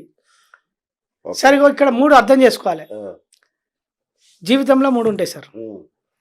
జననం, మరణం, మోక్షం. ఓకే. జననం, మరణం, మోక్షం. ఈ 3గా సార్. అవును. జననం అంటే కార్యంలో ఉండడం మనిషి. ఉమ్. కార్యం అంటే ఇప్పుడు సృష్టిలో ఇప్పుడు మనం జీవించి ఉన్నప్పుడు అంటే ఏదో కార్యంలో ఉంటాం కదా సార్. అవును. సృష్టి అనేది పెద్ద యజ్ఞం లాంటిది సార్. అవును. సృష్టి కార్యంలో ఉన్నాం. ఇప్పుడు నేను అనునిత్యం మీరు కార్యంలో ఉన్నారు, నేను కార్యంలో ఉన్నాను. సమస్త జీవ అంటే మొత్తం సిస్టమ్ అంతా ఒక కార్యంలో ఉన్నది. అవును. జీవరాశితో సహా Yes. అన్నీ ఒక కార్యంలో ఉన్నాయా లేవా? ఇది బాగా డెప్త్గా వెళ్ళాలి. అదే అదే అదే అదే. పరిశోధిస్తే కొంచెం మనం పరిశీలిస్తే అర్థమవుతుంది. ఇది జననం. మరణం అంటే గుప్తంగా ఉండడం, అంటే కనబడకుండా ఉండడం. ఓకే. అంటే మరణం మనం అంటే లిటరల్ గా మరణం కాదు. లిటరల్గా అంటే మరణం అనేది ఉండదు. ఆ. అంటే ట్రూత్. మనం జన్మ తీసుకున్నాం అంటే కార్యంలో ఉండడానికి వస్తాం మనం, ఆ. సృష్టి కార్యంలో. మరణం అంటే బాడీని వదిలేస్తాం సార్. ఓకే. సార్ సింపుల్ మీకు అర్థం కావాలి. ఇప్పుడు మీ ఫోన్ ఉన్నది సార్. ఫర్ ఎగ్జాంపుల్ మీరు సింపుల్ అర్థం చేసుకోండి. ఈ ఫోన్ ఉన్నది, మీ ఫోన్ ఉన్నది. అవును. ఫోన్ ఒక్కసారి పక్క పెట్టండి. ఆ ఫోన్ ఎవరిది సార్? నాదే. మీది. ఫోన్ పక్క పెట్టండి, అంతే కదా? ఆ. పక్క పెట్టిరుగా. ఇప్పుడు ఈ చెయ్యి అంటారు కదా మీరు. ఆ. ఈ చెయ్యి మీరు, ఈ చెయ్యి ఎవరిది సార్? నాదే. అది మీదే అంటారు, ఇది మీదే అంటారు. మరి దాన్ని పక్క పెట్టిరు కదా, మీ చెయ్యిని పక్క పెట్టండి. జస్ట్ మానసికంగా పెట్టండి, జస్ట్ ఫీలింగ్లో. ఆ. ఓకే. అంటే నిజంగా బయట ఆ, పెట్టేశాను. మానసికంగా బయట పెడితే శరీరంలో మీరు విడదీయండి, ఒక్కొక్క పార్ట్ను పక్క పెట్టండి. ఓకే. లాస్ట్కి మీరు ఉన్నారా లేరా? ఉన్నాను. ఎక్కడ ఉన్నారు, ఎట్లున్నారు? ఈ మొండెం మీద ఉన్నాను తలలో.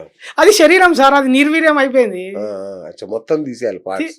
మీరు జస్ట్ మానసికంగా సార్. ఇప్పుడు ఫోన్ అదే పక్క సార్, పెట్టండి. అవును, మానసికంగా నేను మొత్తం అన్ని తీసేసి చచ్చిపోతానుగా.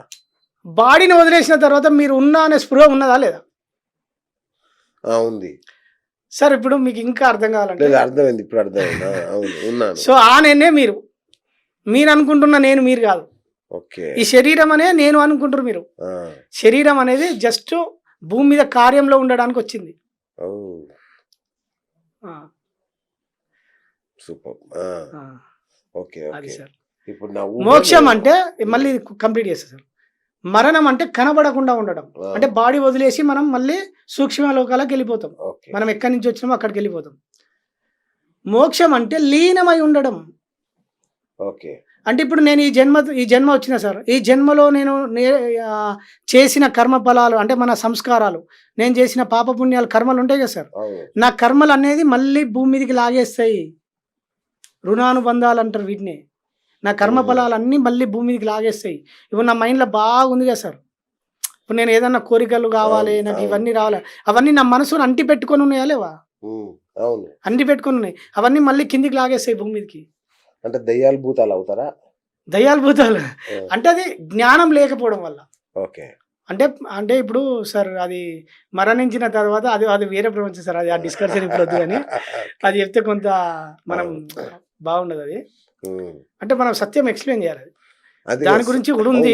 ఇదంతా సత్యాన్వేషణలో భాగమే. సత్యాన్వేషణలో నేను ఇప్పటివరకు మీలాంటి పెద్దవాళ్ళు ఎంతో మంది వచ్చారు, ఎంతో మందిని అడిగాను, బట్ నేను సాటిస్ఫాక్షన్ నాకు లేదు ఇంతవరకు కూడా.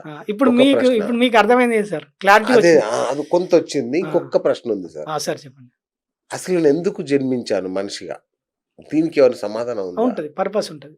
అది మీకు మాత్రమే తెలుస్తుంది. ఇప్పుడు నా పర్పస్ ఏంది నాకే తెలుస్తుంది. ఓకే.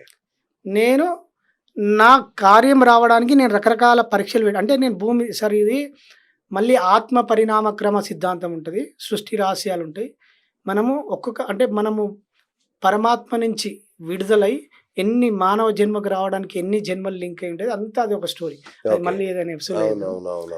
సో ఇప్పుడు ఏంటంటే మనము ఒక కార్యంలో ఉండడానికి వచ్చినాం. ఆ కార్యం ఏందనేది తెలుసుకోవాలి మనం. సో ఇప్పుడు మీరు ఈ యొక్క కర్మ సిద్ధాంతాన్ని ప్రచారం చేయడానికి పుట్టారు అని నేను అనుకోవచ్చా? మీరేమనుకుంటారు? 100%. నేను కర్మ ద్వారా మొత్తం అంటే నా గత అనుభవాలను బేర్ చేసుకొని నేను ఈ సత్యాలు తెలుసుకొని ప్రపంచానికి కర్మ మీద బోధించడం, అంటే సత్యాన్ని ప్రజలను మేల్కొల్పడానికి కొంత నా సహాయం, అంటే భగవంతుడు నాకు అవకాశం ఇచ్చినంత వరకు నేను ఎంతమందిని చెయ్యనో ఇప్పుడు మీ ద్వారా ఇది జరుగుతుంది, ఎంతో మందికి జరుగుతుంది. అవును. సో నేను సత్యం ఏంటంటే నా స్వధర్మంలో వండుకుంటూ ఇతరులకు నా జ్ఞానాన్ని ప్రసాదించడం, ఈ కర్మలో ఉండడం, ఇది నేను తెలుసుకున్నాను. ఓకే. ఎట్ ఏ టైం నేను కర్మలు ఎట్లా ఆచరించాలి, అందరితోటి కర్మలు ఎట్లా ఆచరింపజేయాలి, ఓకే. ప్రతి ఒక్కరికి కర్మల మీద నేను ఎట్లా అవగాహన కల్పించాలి అనేది నా జీవన విధానం. ఓకే. ఆ, ఓకే. ఓకే. ఇది నా పర్పస్. రైట్. శ్వాస మీద ధ్యాస అంటారు. దానివల్ల ఏమొస్తుంది? శ్వాస మీద ధ్యాస అనేది ఆనాపానసతి అనేది బుద్ధుడు భూమి 2500 సంవత్సరాల క్రితం గౌతమ బుద్ధుడు తన జ్ఞానోదయం పొంది మనకు ఆ టెక్నిక్ ఇచ్చిండు. అది పద్ధతి. ఓకే. మనము ధ్యానం వేరు, ధ్యాన స్థితిలోకి పోవడం వేరు. ఓకే. ధ్యానం అనేది మనం చేసే పద్ధతి.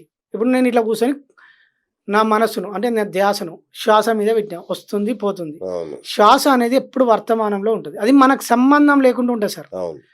ఆ సంబంధం లేకుండా అంటే మన దృష్టి ఎప్పుడు చంచలంలో ఉంటుంది కదా సార్ మనసు. అంతే. ఈ మనసు ఎట్లా పనిచేస్తుంది అంటే, మనసు కోతి చంచలం అంటుంది సార్. సామాన్య మానవులకు మామూలు యోగికి ఎంత తేడా ఉంటుందో మీకు వివరిస్తా. కోతి అనేది కోతిలాగా పనిచేస్తుంది. కోతి ఎప్పుడన్నా స్థిరంగా ఉంటుంది సార్? ఉండదు. ఈ కోతి కళ్ళు తాగింది, ఇంకెట్లుంటుంది సార్? దుమారమే. ఇంకా కళ్ళు తాగిన కోతికి తేలు కుట్టింది. అబ్బో, అరాచకం. మన మైండ్ అట్లుంటుంది సార్. అచ్చా. సో ధ్యానం అనేది మనసును ఎప్పుడు శుద్ధి చేయడానికి ఉపయోగపడుతుంది. ఓకే. మనసును అంటే ఇప్పుడు ధ్యానం మనసును శుద్ధి చేయడానికి ఉపయోగపడుతుంది. మనసును శుద్ధి ఆధ్యాత్మిక సాధనలు అన్ని దీనికోసమే సార్. ఇప్పుడు మీరు బయటకు పోయారు, ఎన్నో దృశ్యాలు తీసుకుంటుంది మన మనసు. అవును. తీసుకొని మొత్తం స్టోరేజ్ అవుతుందా లేదా? అవుతుంది. ఎప్పుడైతే మనం కళ్ళు మూసుకొని మన మనస్సును ధ్యాసను నిలిపి ఉంచినప్పుడు ఆ దృశ్యాలన్నీ బయటికి వెళ్ళిపోతాయి సార్. ఓకే. థాట్స్ అనేది బయటికి వెళ్ళిపోతాయి. మనసుకు రెస్ట్ ఇవ్వాలి సార్ మనం ఎప్పుడు. ఓకే. ఇప్పుడు నేను రెస్ట్ తీసుకోవాలి. ఫిజికల్గా కర్మ చేసిన, బాడీ అలసిపోయింది, మళ్ళీ రేపు కార్యంలో ఉండాలంటే నేను నైట్ నిద్రపోవాలి కదా సార్. నిద్రపోయినప్పుడు నాకు శక్తి వస్తుంది. ఫిజికల్గా మన మనస్సు వికసించాలంటే, మన బుద్ధి వికసించాలంటే ఆధ్యాత్మిక సాధనలు తోడ్పడతాయి. అది ధ్యానం. అదే అందులో హయ్యెస్ట్ ధ్యానం. ఓకే. అది హయ్యెస్ట్ ధ్యానం. ధ్యానం చేయడం వల్ల ఏమైందంటే మనసును మీరు నిలిపి ఉంచినప్పుడు మన లోపల ఎన్నో చిన్నప్పటి సంది పేరుకపోయినా, ఇప్పుడు మీకు ఫిజికల్గా అర్థం కావాలంటే ఒక రైతు చెప్తా సార్. ఇప్పుడు రైతు పంట వండియాలి సార్. పంట వండియాలంటే ఒక 10 సంవత్సరాలు ఆ పొలం కాడికి పోలే. ఎట్లుంటుంది సార్? అది బీడు పడిపోతుంది. అంత కంప చెట్లు గడ్డి అదంతా అలం మొలుస్తుంది. సో ఈయన మంచి పంట వండియాలి, తోట రావాలి, మంచి రావాలంటే దాన్ని శుద్ధి చేయాలి. ఈ శుద్ధి ప్రక్రియనే మన మెడిటేషన్ సార్. చాలా సింపుల్ గా చెప్పారు. ఓకే. సో అప్పుడు మన బుద్ధి వికసించినప్పుడు మనం ఎటువంటి ఇక్కడ రైతు ఏ కర్మ చేయాలి, ఎటువంటి పంట పెట్టాలనేది తెలుసు కదా. మన మనసు ఎప్పుడు కర్మను బేస్ చేసుకొని ఉంటుంది, మన బుద్ధి కర్మను బేస్ చేసుకొని ఉంటుంది కదా సార్. ఎటువంటి కర్మ చేస్తామో అటువంటి ఆలోచనలు వస్తాయి. ఈ ఆధ్యాత్మిక సాధనల వల్ల మనకు మనసు బుద్ధి వికసిస్తుంది. బుద్ధి వికసించినప్పుడు మీకు కరెక్ట్ గైడెన్స్ దొరుకుతుంది. అంటే ఆత్మ నుంచి మనకు కరెక్ట్ గైడెన్స్ దొరుకుతుంది. మనం మనసు పరిమితి దాటి ఆత్మ కోణంలోకి వెళ్ళిపోతాం. ఇంటెన్షన్లో వస్తుంది అన్నట్టు మనని కరెక్ట్ డైరెక్షన్, కరెక్ట్ మార్గంలోకి తీసుకెళ్తుంది. నాకైతే అర్థం కాల. ఓకే, అంటే చెప్పండి సార్ మీకు ఇంకా. అంటే ఇప్పుడు మీకు అర్థమైంది సార్. అంటే అర్థం కాలే అంటే మీకు ఏ పాయింట్లో అర్థం కాలే? మన బుద్ధి అనేది కర్మను బేస్ చేసుకొని ఉంటుంది. అవును. సో మనం ఆధ్యాత్మిక సాధనలకు వచ్చిన తర్వాత ఆ కర్మను బేస్. ఇప్పుడు చెప్పండి, కర్మలు నన్ను నడిపిస్తున్నాయా, నేను కర్మను నడిపిస్తున్నా? కర్మల ఫలితాలు మిమ్మల్ని నడిపిస్తాయి. కాదు సార్, కర్మను నేను నడిపిస్తున్నాను అంటే ఉదాహరణకి నేను ఆఫీస్కి రావాలని నేను అనుకున్నాను, మీరు అనుకున్నారు, అనుకొని వచ్చాను కాబట్టి నేను నా కర్మను నడిపించినట్టే కదా అని మీరు అనుకుంటారు. మీరు ఎరుకతో లేరు ఇప్పుడు. అవునా? ఎరుక అనేది చాలా ముఖ్యమైన కాన్సెప్ట్ ఇక్కడ. ఓకే. మనిషి ఎప్పుడు ఎరుకలో ఉండడు. కర్మ బుద్ధి కర్మానుసారిని అదే చెప్పిన మన కర్మ. ఇప్పుడు మీకు ఈ జీవితం ఉన్నది సార్, ఈ ప్రారంధ కర్మ తెలుసుకోవాలి. అంటే ఈ జన్మలో ప్రారంధం అంటే గత జన్మ కర్మ ఫలాలను ఈ ఎంబడి తెచ్చుకుంటాము. ఈ ఎంబడి తెచ్చుకున్న కర్మ ఫలాలు మనం అనుభవిస్తామా? ఎప్పుడు అనుభవించినప్పుడు మళ్ళీ మనం ఇంటెన్షన్లో స్పందిస్తాం కదా. ఇప్పుడు మీరు నాకు ఏదో పాఠం నేర్పడానికి మీరు నన్ను తిట్టిరు అనుకుందాం, నేను మళ్ళీ స్పందిస్తా, రియాక్ట్ అవుతా కదా.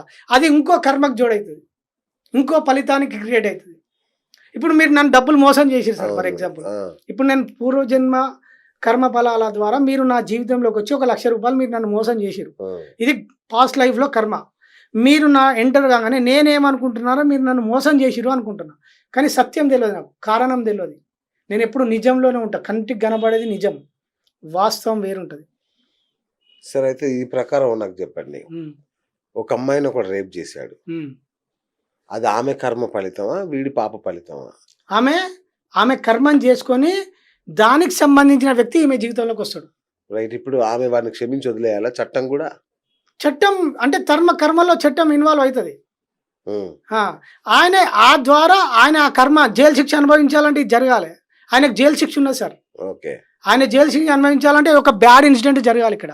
ఈ అమ్మాయిని రేప్ చేస్తేనే ఆయనకి జైలు శిక్ష పడుతుంది, లేకపోతే జైలు శిక్ష ఆయనకి ఎందుకు పడుతుంది సార్? ఆయన అనుభవించే కర్మకు ఇదిగో ఈ అమ్మాయికి లింక్ అయి ఉంటుంది.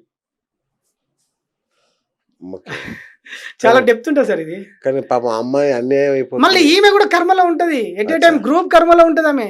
కాబట్టి ఆమె కూడా బాధపడొద్దు అంటే బాధపడొద్దు అంటే సత్యం తెలియదు కదా, మరి బాధపడుతుంది. అదే సత్యం తెలుసుకుంటే సత్యం తెలిస్తే ఓకే, ఓకే ఇది నా పూర్వజన్మలో నేను తెచ్చుకున్న కర్మ కాబట్టి నేను అనుభవించాలి. సో క్షమించి వదిలేస్తుంది. అందుకే క్షమాపణ అనేది చాలా ముఖ్యం. క్షమించేవాడే కర్మ సిద్ధాంతం ప్రకారం నేను మిమ్మల్ని క్షమిస్తే నేను క్షమించబడతా. ఇప్పుడు నేను మోసం చేసిన సార్, నేను మిమ్మల్ని క్షమించిన అనుకో, నేను క్షమించబడడం వల్ల నన్ను ఇంకా భవిష్యత్తులో నేను ఏదన్నా అనుభవించే కర్మ ద్వారా నేను తప్పించబడతా. క్షమిస్తే నా కర్మల నుంచి క్షమించబడతాం. ఇది సృష్టి రహస్యం. ఇది లాలో అత్యంత కీలకమైన పాయింట్ ఇది. మనం ఏది చేస్తామో దాని ఫలితాన్ని పొందుతాం. క్షమించేవాడు క్షమించబడడానికి అర్హుడు. అంటే నేను క్షమించబడడానికి అర్హుడు అయినా ఇక్కడ నేను మిమ్మల్ని క్షమించడం వల్ల, నేను మీకు కోప్పడడం వల్ల వేరే వ్యక్తి నన్ను కోప్పడడానికి నేను అర్హునైనా. ఇప్పుడు నేను మిమ్మల్ని చంపాలనుకుంటున్నాను. చంపాలనుకునేది కూడా నా గత జన్మ నుంచి నాకు వచ్చిన నేను చంపబడే మీ చేతిలో ఉంటే మీకు మళ్ళీ ఆ చంపబడ్డ తర్వాత మీ కర్మకు నా కర్మకు లింక్ అయి ఉంటుంది. సో మొత్తానికి ఏది జరిగినా కార్యకారణ సంబంధాలతోటి లింక్ అయి ఉంటది. మనిషిని నడిపించేది కర్మ. మనిషిని నడిపించేది కర్మ. సార్ మీరు ఏం తీసుకోరు, ఇప్పుడు ఓ బైక్ తీసుకోండి, పెట్రోల్ లేకపోతే నడవదు. సిస్టమ్ ఉంటుంది కానీ పెట్రోల్ లేకపోతే నడవదు, అంతే కదా సార్? కార్ తీసుకోరి, డీజిల్ లేకపోతే నడవదు. ఏ వెహికల్ తీసుకోరి, ఒక ఆధారం ఉంటుంది. మనిషి భూమి మీద నడిపేయడానికి కారణం కర్మ. మనిషి జగత్తులో మొత్తం పరిశీలిస్తే మనిషి కర్మలో ఉంటాడు చూడండి. ఆ కర్మని ఇప్పుడు నేను ఉన్నా సార్, గత జన్మ కర్మలు బేస్ చేసుకుని ఈ జన్మ అనుకో, లేదా గతంలో చేసిన సార్. ఇప్పుడు మీకు ఒక ఇంటెన్షన్గా చెప్తా, నేను ఈ ఆధ్యాత్మిక మార్గంలోకి వచ్చిన తర్వాత అసలు నాకు అనిపించేది సార్, నేను ఈ జన్మలో ఏ తప్పు చేయలే, మా కొడుకు ఎందుకు మరణించిండు, నాకు ఇంత కష్టాలు ఎందుకు వచ్చినాయి, స్నేహితుల చేత నేను ఎందుకు మోసపోయినా, కుటుంబ సభ్యులతో ఎందుకు నలిగిపోయినా అనేది నాకు ఇంటెన్షన్ ఉండేది.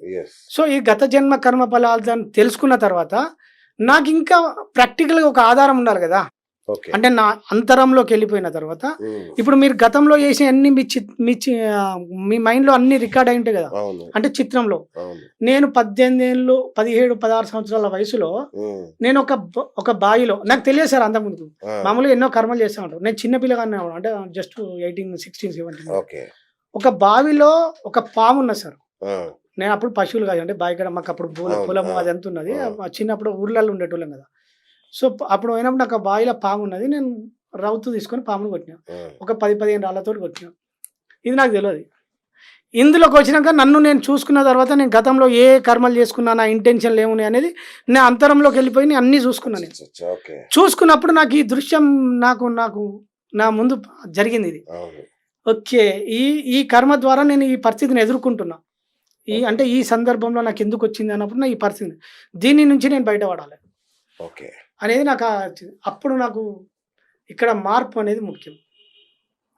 మార్పు అనేది ఎప్పుడు మార్పు ద్వారా ప్రకృతి మనల్ని ఏం చేస్తుందంటే మళ్ళీ మనల్ని అవకాశాలు ఇస్తుంది. ఇప్పుడు కర్మ నుంచి తప్పించుకోలేమంటారు మీరే, కర్మ మీరు చేశారంటే దాని ఫలితం నుంచి తప్పించుకోలేరు అంటారు. మళ్ళీ కర్మను తప్పించుకోవడానికి సత్కార్యాలు అంటే మీకు మార్పు జరిగింది కదా, మీరు తెలుసుకున్నారు కదా, సత్యం తెలుసుకున్నారు కదా. ఇప్పుడు మీకు ఇంకా అర్థం కావాలంటే సార్, తెలుసుకున్నాక క్షమాభిక్ష దొరుకుతుందా? క్షమాభిక్ష కాదు ఇక్కడ క్షమాభిక్ష ఎట్లా దొరుకుతుంది మీకు సత్యం చెప్తే. ఇక్కడ ఒక వ్యక్తి ఏదో ఒక మర్డర్ కేసులో జీవిత ఖైదు పడ్డాడు సార్. జీవిత ఖైదు ఇది సిస్టమ్ జీవిత ఖైదు వేసింది. రైట్. కానీ జీవిత ఖైదు పడ్డాక జైల్లో పోయింది కదా, ఆ వ్యక్తి మార్పు జరిగింది. మార్పు జరిగిన తర్వాత ఒక 5 సంవత్సరాలకో 6-7 సంవత్సరాలకో సత్ప్రవర్తన కలిగిన కొంతమంది ఖైదీలను ప్రభుత్వం విడుదల చేస్తుంది. సో ఇక్కడ ఎవరు విడుదల చేసిరు, ఆయన ఎట్లా బయటపడ్డాడు ప్రభుత్వం అని మనం అనుకుంటాం. ప్రభుత్వం కార్యంలో భాగమే, సిస్టంలో భాగమే ప్రభుత్వం. కానీ ఆయన బయటపడేసింది ఆయన ప్రవర్తన, సత్ప్రవర్తన. ఓహో, ఓకే. ఆయన లోపల మార్పు జరిగింది. ఈ మార్పులో 3 ఉంటాయి. సేవ చేయడం ఉంటుంది, ప్రాయశ్చిత్తం అంటే సెల్ఫ్గా నేను తప్పు చేసిన అనే భావన ఉంటుంది, సేవ చేయడం ఉంటుంది, ఇంకోటి పరివర్తన, మార్పు జరిగింది. సో ఈ 3 వల్ల మనిషి తనకు తాను మార్చుకున్నాడా లేదా? ఈ మార్చుకోవడం వల్ల ప్రభుత్వం అవకాశం ఇచ్చింది. ఇక్కడ ప్రభుత్వం విడుదలయ్యలే, తన ప్రవర్తననే బయటపడేసింది. ఇక్కడ మన ఇంటెన్షన్, మన మార్పు మనల్ని బయటపడేటట్టు చేస్తుంది. ప్రకృతి ధర్మాలు మనకు అవకాశం ఇస్తుంది. అట్లా. సో అంటే అదే అండి, అంటే నేను నా కర్మల నుంచి నేను బయటపడొచ్చా? బయటపడొచ్చు, కానీ మార్పు జరిగినప్పుడు మాత్రమే. నేను మార్పు జరగలే, అట్లే ఉన్నా, తప్పించుకోలేవు. నాకు ఎలా తెలుస్తుంది నేను మారాలి అని? అవును, మీరు తప్పు చేసినప్పుడు మీ లోపల అంతర్పరిశోధన జరగాలి కదా. ఇప్పుడు నేను ఉన్నా సార్, నా లోపల మా చిన్నోడు చనిపోయిన తర్వాత నేను ఎందుకు జరిగినా, మీరు పాముని చంపారు, ప్రకృతి మీ అబ్బాయిని చంపేసింది అనుకుందాం. అది కాదు, ఆ కర్మ వేరు. దాన్ని నుంచి నేను ఎట్లా బయటపడాలని నాకు నేను తెలుసుకున్నాను. ఎట్లా బయటపడ అంటే ప్రకృతి మనకు అవకాశం ఇస్తుంది. నేను మళ్ళీ ఏ జీవహింస చేయను, ఏ జంతువుకు హాని చేయను అనేది ఒక నిర్ణయించుకున్నాను. నేను ఎంచుకున్నప్పుడు ఏం చేస్తా అంటే, నేను మళ్ళీ నాకు ప్రకృతి ఏం చేస్తా అంటే కొన్ని టెస్టులు పెడుతుంది. ఇప్పుడు నేను ఒకసారి నేను కార్లో వెళ్ళినప్పుడు రోడ్డు మీద ఒక పాము వెళ్తా ఉంది, సేమ్ పామే, అంటే ఏ రకంగా నావచ్చు. నేను నా కర్మని వెళ్తున్నప్పుడు ఎదురుగా ఇంకో వెహికల్ కారు స్పీడ్ వస్తుంది. సో ఇప్పుడు నాకు కట్టి కనబడ్డది ఆ పాము, రోడ్డు మీద వెళ్తుంది. రోడ్డు మీద పాము మెల్లగా పోతుంది, భూమి మీద నడిచినట్టు నడవదు, స్పీడ్ బండల మీద దాని సిస్టమ్ ఉపయోగం. సో మెల్లగా పోతుంది, ఆ కారు స్పీడ్ వస్తుంది, ఆ డ్రైవర్ గమనిస్తలేడు. ఇప్పుడు నా దృష్టి పాము మీద పడ్డది, నేనేం చేయాలి?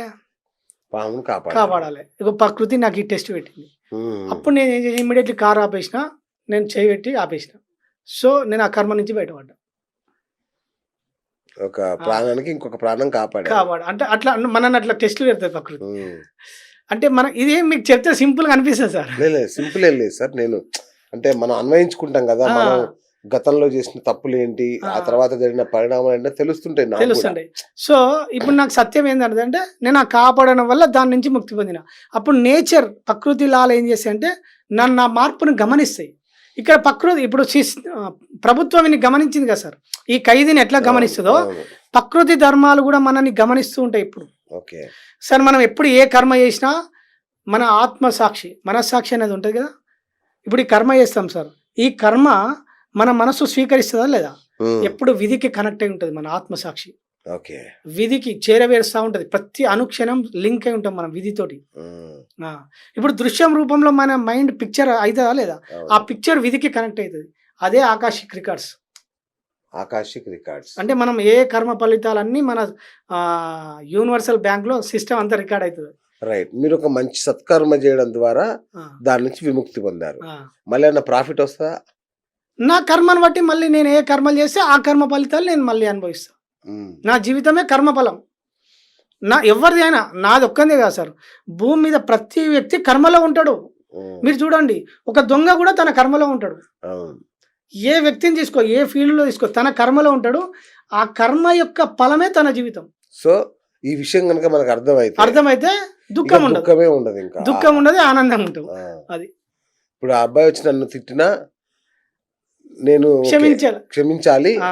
ఓకే, అతను కర్మ ఫలితాన్ని అనుభవిస్తున్నాడు, సరే కానీలే అని వదిలేయాలి. లేదా అతని ద్వారా నాకేదో కర్మ విమోచన జరుగుతుంది కదా. మీ కర్మ నుంచి నేను బయట నేను అనుభవిస్తాను. ఏదో గతంలో తప్పు చేశాను, దానికి అనుగుణంగా ఇది అనుభవిస్తున్నాను. Okay, relax. ఇంకేం సార్, కర్మ నుంచి బయటపడ్డాం. సూపర్. అదే ఒక్క చిన్న సూక్ష్మం అర్థం చేసుకుంటే మనకి అలజడి, బాధలు, దుఃఖాలు ఏమి ఉండవు. వా సూపర్. మరి శాంతిని సాధించడం ఎట్లా? షాది అంటే సత్యం సార్, మళ్ళీ జ్ఞానమే కదా. మళ్ళా సత్యమే. సత్యంలో సరే ఇగో ఆనందం, మనశ్శాంతి అనేది ఏంటంటే ఫస్ట్ మనసు అంటే ఏందో తెలుసుకోవాలి. ఓకే. అది నేను నెక్స్ట్ చెప్తాను నేను. రైట్. ఆనందం అనేది బయట ఉండదు, ఆనందం అనేది మన లోపల ఉంటుంది. ఎప్పుడైతే మనము ఆనందం ఎట్లా వస్తుంది అంటే బయట, ఇప్పుడు ఫర్ ఎగ్జాంపుల్ మీరు ఒక కారు కొన్నారు సార్, కారు కొన్నప్పుడు మీకు ఆనందం వచ్చింది, సూపర్ ఆనందం, సూపర్ ఆనందం వచ్చింది. మీరు ఏమనుకుంటారు అంటే కారు కొనడం వల్ల ఆనందం వచ్చిందని మీరు అనుకుంటారు. అంటే మనిషి అట్లే అనుకుంటారు. ఒక అందమైన భార్య వచ్చింది, ఆ భార్య వల్ల ఆనందం వచ్చిందని మీరు అనుకుంటారు. రకరకాలుగా ఒక ఇల్లు కట్టుకున్నారు, ఏదో రకంగా పాయింట్ ఆఫ్ వ్యూలో సమ్ టైం కాగానే ఆనందం వెళ్ళిపోతుంది. ఇప్పుడు కారు కొన్నాక 2 నెలలకు వెళ్ళిపోతుంది కదా సార్. మరి కారు ద్వారా వచ్చిన ఆనందం అయితే కారు ఉన్నంతసేపు మీ దగ్గర ఉండాలి ఆనందం, మరి ఎందుకుండదు సార్. ఓకే. సో ఎప్పుడైతే మీరు ఒక కొత్త వస్తువు కానీ కొత్త వ్యక్తి కానీ మంచి అద్భుతమైన భోగకరమైన పరిస్థితులు మీకు ఏర్పడ్డప్పుడు ఏమవుతుందంటే మన బాడీలో కొన్ని ఆర్గాన్స్ ఉంటాయి సార్. ఆ కారు కొన్నప్పుడు మన ఆర్గాన్స్ రిలీజ్ అవుతాయి, ఆ ఆనందాన్ని టచ్ చేస్తాయి మనల్ని. ఆనందం అనేది మన ఇంటెన్షన్లో మన లోపల ఉంటుంది, అదే ఆత్మ యొక్క స్వరూపం. సదా చిత్ ఆనందం ఉంటుంది ఎప్పుడు. ఆనందం అనేది యోగి ఎప్పుడు ఆ నిష్టలో ఉంటాడు, సదా చిత్ ఆనందంలో ఉంటాడు. ఆనందం అనేది మన లోపల ఉన్నప్పుడు, కారు కొన్నప్పుడు మన మనస్సు ద్వారా కొన్ని ఆర్గాన్స్ లోపలికి టచ్ అయ్యి మీరు ఆనందానికి టచ్ అవుతారు. ఆ సమ్ పీరియడ్ ఆనందంలో ఉంటారు, అంతే అంతే అంతే. ఆనందం అనేది బయట ఉండదు, మన లోపల ఉంటుంది, దానికి టచ్ అవుతుంది, మీరు టచ్ అవుతారు. మీరు మరి శాశ్వత ఆనందం సాధించాలంటే ఏం చేయాలి? శాశ్వత ఆనందాన్ని పొందాలంటే మళ్ళీ ఇంటెన్షన్ లోపలికి ప్రవేశించాలి. నేను ఆత్మను అని తెలుసుకున్నప్పుడు మీకు శాశ్వత ఆనందం వస్తుంది. ఓకే. ఆత్మన్ అంటేనే ఆనంద స్థితి. ఓకే. అంటే ఈ దేహం నాది కాదు, ఈ బంధువులు వేరు, ఈ నా భార్య లేదు, పిల్లలు లేరు, నేను ఒక ఆత్మని. నేను ఆత్మను అనుకోవడం కాదు, తెలుసుకోవాలి, అనుభవంలోకి రావాలి. అనుభవంలోకి వచ్చినప్పుడు మీకు ఆనంద స్థితి దొరుకుతుంది. ఎలా తెలుసుకోవాలి? మళ్ళీ ఇదే సార్ మెడిటేషన్, ఆధ్యాత్మిక మెడిటేషన్ డీప్ లోకి వెళ్ళిపోయినప్పుడు మీకు కొన్ని స్టేజెస్ ఉంటాయి. ఆ స్టేజెస్ దాటిన కొద్దీ ఫస్ట్ ఏమైందంటే మెడిటేషన్లో నిశ్చల స్థితి వస్తుంది, తర్వాత నిర్మల స్థితి వస్తుంది, నిర్మల స్థితి వస్తుంది, తర్వాత మీకు వైరాగ్యం వస్తుంది, వైరాగ్యం తర్వాత జ్ఞానం వస్తుంది, ఒక్కొక్క బాడీ శుద్ధి అవుతుంది. 7 బాడీస్ ఉంటాయి, ఒక్కొక్క బాడీ శుద్ధి అవుతుంది, మనస్సు శుద్ధి అవుతుంది, మన భావం శుద్ధి అవుతుంది. మళ్ళీ సమాధి ఉంటుంది, ధ్యాన స్థితి తర్వాత సమాధి ఉంటుంది. సమాధిలో మళ్ళీ 58 లెవెల్స్ ఉంటాయి. ఇప్పుడు సద్గురు ఉన్నారు సార్, సద్గురు టాప్ ఆల్మోస్ట్ 10-15 అంటే వాళ్ళ పొందిన స్థితిలో ఒక 10 సమాధిస్ ఉంటారు, అంటే ఒక 10 స్థాయిలు దాటిన వాళ్ళు. అట్లా అంటే ఆ స్థాయిలో దాటిన వల్లే ఆ అసొంటి కార్యక్రమాలు చేయగలుగుతారు. దాటారా? నేను ఒక దశలో ఉన్నా సార్. నేను అంటే నాకు ఆ సబ్జెక్ట్ మీద అవగాహన ఉన్నది. మీరు ఇంత పరిశోధన చేసి ఇంత చేసి ఇంకా ఏదో చిన్న దశలో ఉన్నా అంటున్నారు, మరి మా పరిస్థితి ఏంటి? సరే అంటే మళ్ళీ జన్మ పరిణామ క్రమం బట్టి వాళ్ళకి ఏదో ఒక రోజు సార్. ఓకే. అంటే కర్మలను అనుసరిస్తూ కూడా ఈ సాధన చేయొచ్చా? అవును సార్, యోగంలో ఉండడం కర్మ సాధనే కదా సార్. ఇక్కడ అదే చెప్పినా కదా సార్ ఇంతకుముందుకు, యోగస్య కురు కర్మ అని. మన మనస్సును ఎప్పుడు యోగంలో ఉంచమంటాడు, కర్మలో ఉంచమంటాడు. మనస్సు ఇప్పుడు మన కర్మ ఉంది, మైండ్ ఎటో గేమ్ ఆడుతుంది కదా సార్, మైండ్ గేమ్ ఆడకుండా నువ్వు చేసే కర్మలో ఉంచమంటాడు. ఇదే కర్మయోగం. భక్తి యోగం అంటే సమర్పణ. కర్మ చేయడం ద్వారా యోగం సంపాదించవచ్చు. మనం మనస్సును నిలిపి ఉంచడం అనేది అన్ని జరుగుతాయి, అన్ని క్రియలు. మనస్సు నిలబడి ఉంచడమే సాధన సార్ మెయిన్. అవును సార్, నేను నా మనసుని నా పని మీద కేంద్రీకరిస్తాను, అది కూడా సాధనే. కానీ ఉంచారు కదా మీరు, మైండ్ ఆగదు కదా. సెకండ్ లో మార్చేస్తా సార్, మైండ్ గేమ్ ఆడుతుంది, మైండ్ సెకండ్ లో మార్చేస్తుంది. ఇప్పుడు నేను అనగానే మీ మైండ్ ప్లే అవుతుంది సార్, ఎక్కడో ప్లే అవుతుంది. చాలా మైండ్ చాలా గేమ్ ఆడుతుంది. మైండ్ గురించి చాలా పరిశోధన చేయాలి, అవగాహన చేసుకోవాలి.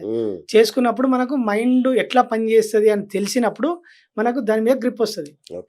సాధనలు చేసేదానికంటే ముఖ్యము దాని మీద పరిశోధన చేయాలి మనం. ఇప్పుడు బుద్ధుడు ఆలోచన యొక్క పుట్టుకను గుర్తించమన్నాడు. భౌతిక సైన్స్ ఆలోచన ఎలా పుడుతుందో చెప్పలే ఇంత ఫిజిక్స్ సైన్స్, కానీ మరి ఎట్లా గుర్తించాలి నాకు? అది మళ్ళీ అంతరం మన లోపలికి ప్రవేశిస్తేనే. థాట్ అంటే ఏందో నాకు తెలుసుకోవడానికి నాకు 6 నెలలు పట్టింది సార్. ఆలోచన అంటే ఏందో తెలుసుకోవడానికి నాకు 6 నెలలు పట్టింది. ఏంటి సార్ ఆలోచన అంటే? ఆలోచన అంటే ఏమనుకుంటారు సార్ వీళ్ళ, ఆలోచన ఆలోచన వచ్చినప్పుడు ఏం జరుగుతుంది సార్ మీ మైండ్ లో? సార్ దృశ్యం ప్లే అవుతుంది. ఓకే. ఆలోచన అంటే ఒక దృశ్యం. అవును భౌతికంగా మీరు ఏది కనుక్కున్నా దృశ్యం లేకుండా కనుగొనలేరు. అవును. ఇప్పుడు సైంటిస్ట్ ఉన్నాడు సార్, అది కనుగొన్నాడు. ఎట్లా కనుగొన్నాడు సార్? వాడు ఊహాశక్తికి ఊహాల శక్తిలో లోపల ఏముంది, లోపల పిక్చర్ ఉందా లేదా? సో ఫస్ట్ ఇక్కడ ప్రింట్ అయింది, ఇక్కడ ప్రింట్ వీని చేతిలో లేదు. ఓకే. ఈ ప్రింట్ ద్వారా భౌతికంగా వస్తువుగా మారింది. అవును. సో ఆలోచన అనేది ఒక దృశ్యం. ఒక ఉత్పత్తి కేంద్రం అది ఆలోచన. ఈ దృశ్యం అంటే ఈ దృశ్యం లేకుండా మీరు థాట్ రిలీజ్ చేయండి సార్, కష్టం.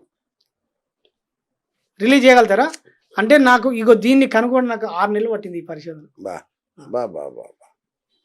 సో దృశ్యం ఆ పదం తెలుసుకోవడానికి నాకు అంత సమయం పట్టింది సార్. గ్రేట్ గ్రేట్ నిజంగా. అది సో అంత అన్వేషణ చేసింది. సో ఈ మధ్య కాలంలో లా ఆఫ్ అట్రాక్షన్, విజువలైజేషన్ అని కొన్ని పాయింట్స్ వింటున్నాను. అవును సార్. వాటికి ఉన్నది ఈ ఆధ్యాత్మికతకి ఏమైనా సంబంధం ఉందా సార్? లా ఆఫ్ అట్రాక్షన్ అనేది ఆకర్షణ సిద్ధాంతం. మనం ఏది ఆకర్షిస్తామో అది మన జీవితంలోకి వస్తుంది. ఇది జస్ట్ సింపుల్ వే. రైట్. కానీ మూలం ఏంటంటే మళ్ళీ మన కర్మకు మన ఆకర్షణకు సంబంధం ఉంటుంది. నా కర్మ బలాలను బట్టే నేను అది ఆకర్షిస్తా. ఇప్పుడు నేనున్నా సార్, ఇప్పుడు మా అబ్బాయి చనిపోయాడు ఫర్ ఎగ్జాంపుల్. నాకు చిన్నప్పటి సంది నా ఇంటెన్షన్ ఏముంది అంటే నేను ఈ ట్రాన్స్పోర్ట్ డిపార్ట్మెంట్లో ఉన్నాను సార్. నాకు తెల్లారులు అయితే రోడ్ల పండి నేను ఎన్నో యాక్సిడెంట్లు చూసిన. ఇది మీరు అర్థం చేసుకోండి. ఇది ఇప్పుడు నా కర్మకు ఆకర్షణ సిద్ధాంతానికి ఎట్లా లింక్ ఉంటుందో మీకు అర్థమవుతుంది. ఈ ఆటో యాక్సిడెంట్లు చూసి ఆటోలు నడపడం వల్ల నేను చిన్నప్పటి సంది నేను మా పిల్లల్ని ఆటోకు పంపపోయేది. ఎక్కడికైనా ఊరికి పోయినా నేను తీసుకుపోయేది, లేదా మా పేరెంట్స్కి చెప్పేది, మా అత్త వాళ్ళకి చెప్పేది. సో ఆటో ఎక్కనియపోయేది నేను, మా భార్యకు కానీ మా పిల్లలకు చెప్పపోయేది. కానీ ఈ భయం నా లోపల ఉన్నది, ఆటో ఎక్కొద్దనే భయం నా లోపల ఉన్నది. సో కొద్ది రోజుల తర్వాత నేను హైదరాబాద్కి షిఫ్ట్ అయినాక నా జీవన విధానం నా అటువైపు తీసుకెళ్ళిందా లేదా? ఇక్కడ నా ఆకర్షణ సిద్ధాంతానికి నా కర్మఫలానికి లింక్ అయిందా లేదా? సో మూలం మళ్ళీ ఆకర్షణ సిద్ధాంతానికి మన కర్మకు మన ఆలోచనలకు లింక్ ఉంటుంది. మన ఇంటెన్షన్లో ఎప్పుడు ఏదైతే బలంగా వస్తుందో అది మనం భవిష్యత్ అనేది మనం నిర్ధారించుకోవాలి. అదే భవిష్యత్తుగా రూపాంతరం చెందుతుంది. ఫిజికల్ గా వస్తువుగా మారుతుంది మనకి ఏదైనా సరే. అదే లా ఆఫ్ అట్రాక్షన్. అది వేరు. అంటే దాన్ని ఎట్లా పొందాలనేది దాని మీద మనం చెప్తా సార్. అంటే దానికి లింక్ అయి ఉంటుంది మళ్ళీ. దానికి మన మనసు ఎట్లా పనిచేస్తుంది, థాట్ ఎట్లా బయటికి పంపిస్తాం, బయటికి పంపించినప్పుడు ప్రకృతిలో ఆ థాట్ ఎట్లా రిలీజ్ అవుతుంది, ఇంకో వ్యక్తి మన జీవితంలోకి ఎట్లా వస్తాడు, అది ఒక పెద్ద కాన్సెప్ట్.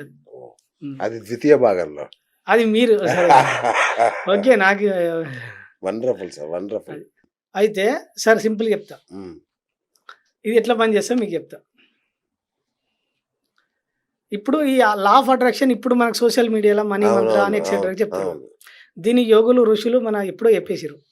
ఇప్పుడు మీరు అన్నమయ్య సినిమా చూసారు సార్, అన్నమయ్య సంకీర్తనలు కూడా ఉన్నారు. అన్నమయ్య సినిమాలో అదిగో అదిగో ఒక పాట ఉంటుంది, మీరు విన్నారు కదా. ఆ పాటలో చెప్తాడు, భావింప సకల సంపదల రూపం అదిగో అన్నాడు ఆ పాటలో. సంపదల రూపం అదిగో అన్నాడు. అంటే భగవద్గీత ఏం చెప్తుంది సార్? యద్భావం తద్భవతి. మన మనసులో ఏది అనుకుంటామో అది నెరవేరుతుంది అని చెప్తుంది. భగవద్గీత 5000 ఏళ్ల క్రితం చెప్పింది. అంటే మనం ఏది కోరుకుంటే అది జరుగుతుంది. అంటే మనం కోరుకోవడమే ఆలస్యం, తదాస్తు దేవతలు అక్కడ ఉన్నారు. దీని అన్నమయ్య ఏం చెప్పిండు? భావింప సకల అంటే మనం తెల్లారలేదు తింటాం కానీ మన మైండ్ కొట్టిపడేస్తుంది, రిసీవ్ చేసుకునేది ఆ పదం. మన కర్మ అనేది అంత ఎఫెక్ట్ చూపిస్తుంది, సత్యాన్ని ఇననియదు మన మైండ్. సో మన లక్ష్య సాధనకు కూడా కర్మ అడ్డుపడుతుంటది. సో భావింప సకల సంపదల రూపం అది అంటే ఏదైతే భావిస్తో సకల సంపదలు నీ రూపం ముందు అంటే నీ ముందు ఉన్నాయని చెప్తున్నాయనే. దీన్ని బ్రహ్మం గారు ఎప్పుడు సార్ ఇంకా సింపుల్ గా, దృష్టి నిలపనేలా దేవుడే దిగివచ్చు, దృష్టి నిలిపిన చోట సృష్టించబడును, సృష్టించబడును, దృష్టి నిలపని చోట నష్టపడును. కాళికాంబ అంశ కాళికాంబ. అంటే మనం ఏం సార్ దేని మీద దృష్టి పెడుతున్నాము? మనకి ఏదైతే కోరిక కదా సార్, అనుకోవడమే కదా. ఆ దృష్టి మీద కోరిక మనం నిలిపినప్పుడు అది వస్తువుగా సృష్టించబడుతుంది అని చెప్తుండు. అంటే దృష్టి నిలిపినప్పుడు దేవుడే దిగి వస్తుంది అంటుండు ఆయన. వస్తువు ఎందుకు దిగిరా సార్? దీన్నే సింపుల్గా ధ్యాస ద్వారా సృష్టి, ధ్యాస ద్వారా స్థితి, ధ్యాసం తీసేస్తే లయం. మన ధ్యాస ఎప్పుడు మన లక్ష్యం మీద ఉండాలి. అవును. అంతేగా సార్. ఇప్పుడు ఫర్ ఎగ్జాంపుల్ మనం కేసీఆర్ తీసుకుందాం సార్. అవును. కేసీఆర్ 24 గంటలు ధ్యాస దేని మీద ఉంది? తెలంగాణ రావడం మీదే ఉన్నది. అవును. అది ఆయన ఏం చేసినా అందులో ఇన్వాల్వ్ అయిన ధ్యాస అది సృష్టించబడ్డదా లేదా? ఫర్ ఎగ్జాంపుల్ ఇప్పుడు మన నవ్వు చీఫ్ మినిస్టర్ తీసుకుందాం రేవంత్ రెడ్డి గారు. సో ఆయన దృష్టి చైర్ మీదే ఉన్నది. ఆయన దృష్టి ఎప్పుడు ఆయన దృష్టి మొత్తం చైర్ మీదే ఉన్నది, సీఎం చైర్ మీదే ఉన్నది. మిగతా సంబంధించి ఆ చైర్ మీద దృష్టి నిలిపినప్పుడు నీకు ప్రకృతి మొత్తం ఆ ఎన్విరాన్మెంట్ క్రియేట్ చేస్తుంది నీకు. ఓకే. ఇప్పుడు కేసీఆర్ ఇప్పుడు సార్కు తెలంగాణ రావడం అనే సృష్టి ఎన్విరాన్మెంట్ అన్ని అవకాశాలు కల్పిస్తాయి నీకు. నీకు ఆ దారిని ఏర్పరుస్తుంది, ఆ డిజైన్ ప్రకృతి కల్పిస్తుంది మనకు. సో ధ్యాస అనేది మనకు అత్యంత కీలకం ఇక్కడ. సో ఇదే లా ఆఫ్ అట్రాక్షన్. ఇంకా సింపుల్గా సార్ ఇక్కడ మా చిత్రం సార్, ఏదైనా కోరిక అన్నప్పుడు ఇక్కడ మైండ్లో ఒక ప్లే ఉంటుంది, ఒక చిత్రం ఉంటుంది కదా సార్. ఆ చిత్రాన్ని మన ఇప్పుడు మనకు 2 మైండ్లు ఉంటాయి sir, conscious mind, sub conscious, చేతన మనసు, సుప్త చేతన. సుప్త చేతన మనసు దాన్ని మనం పెద్ద మెదడు, సింపుల్గా చిన్న మెదడు. సో ఈ కాన్షియస్ మైండ్ ఏం చేస్తుంది అంటే మనకి ఏది అవసరమో మనం విజువలైజేషన్ చేస్తుంది. దీని సబ్ కాన్షియస్ మైండ్ ఏం చేస్తుందంటే ఆ పిక్చర్ తీసుకుంటుంది. ఈ పిక్చర్ దేని మీద అయితే నిలిపి ఉంచుతుందో ఈ పిక్చర్ను తీసుకొని అది నీకు తీసుకొచ్చి పెడుతుంది. అది సరే, ఇది యజమాని, ఇది సర్వెంట్. ఇప్పుడు ఒక బాస్ కింద ఉద్యోగం పని చెప్తే చేస్తాడా చేయడా?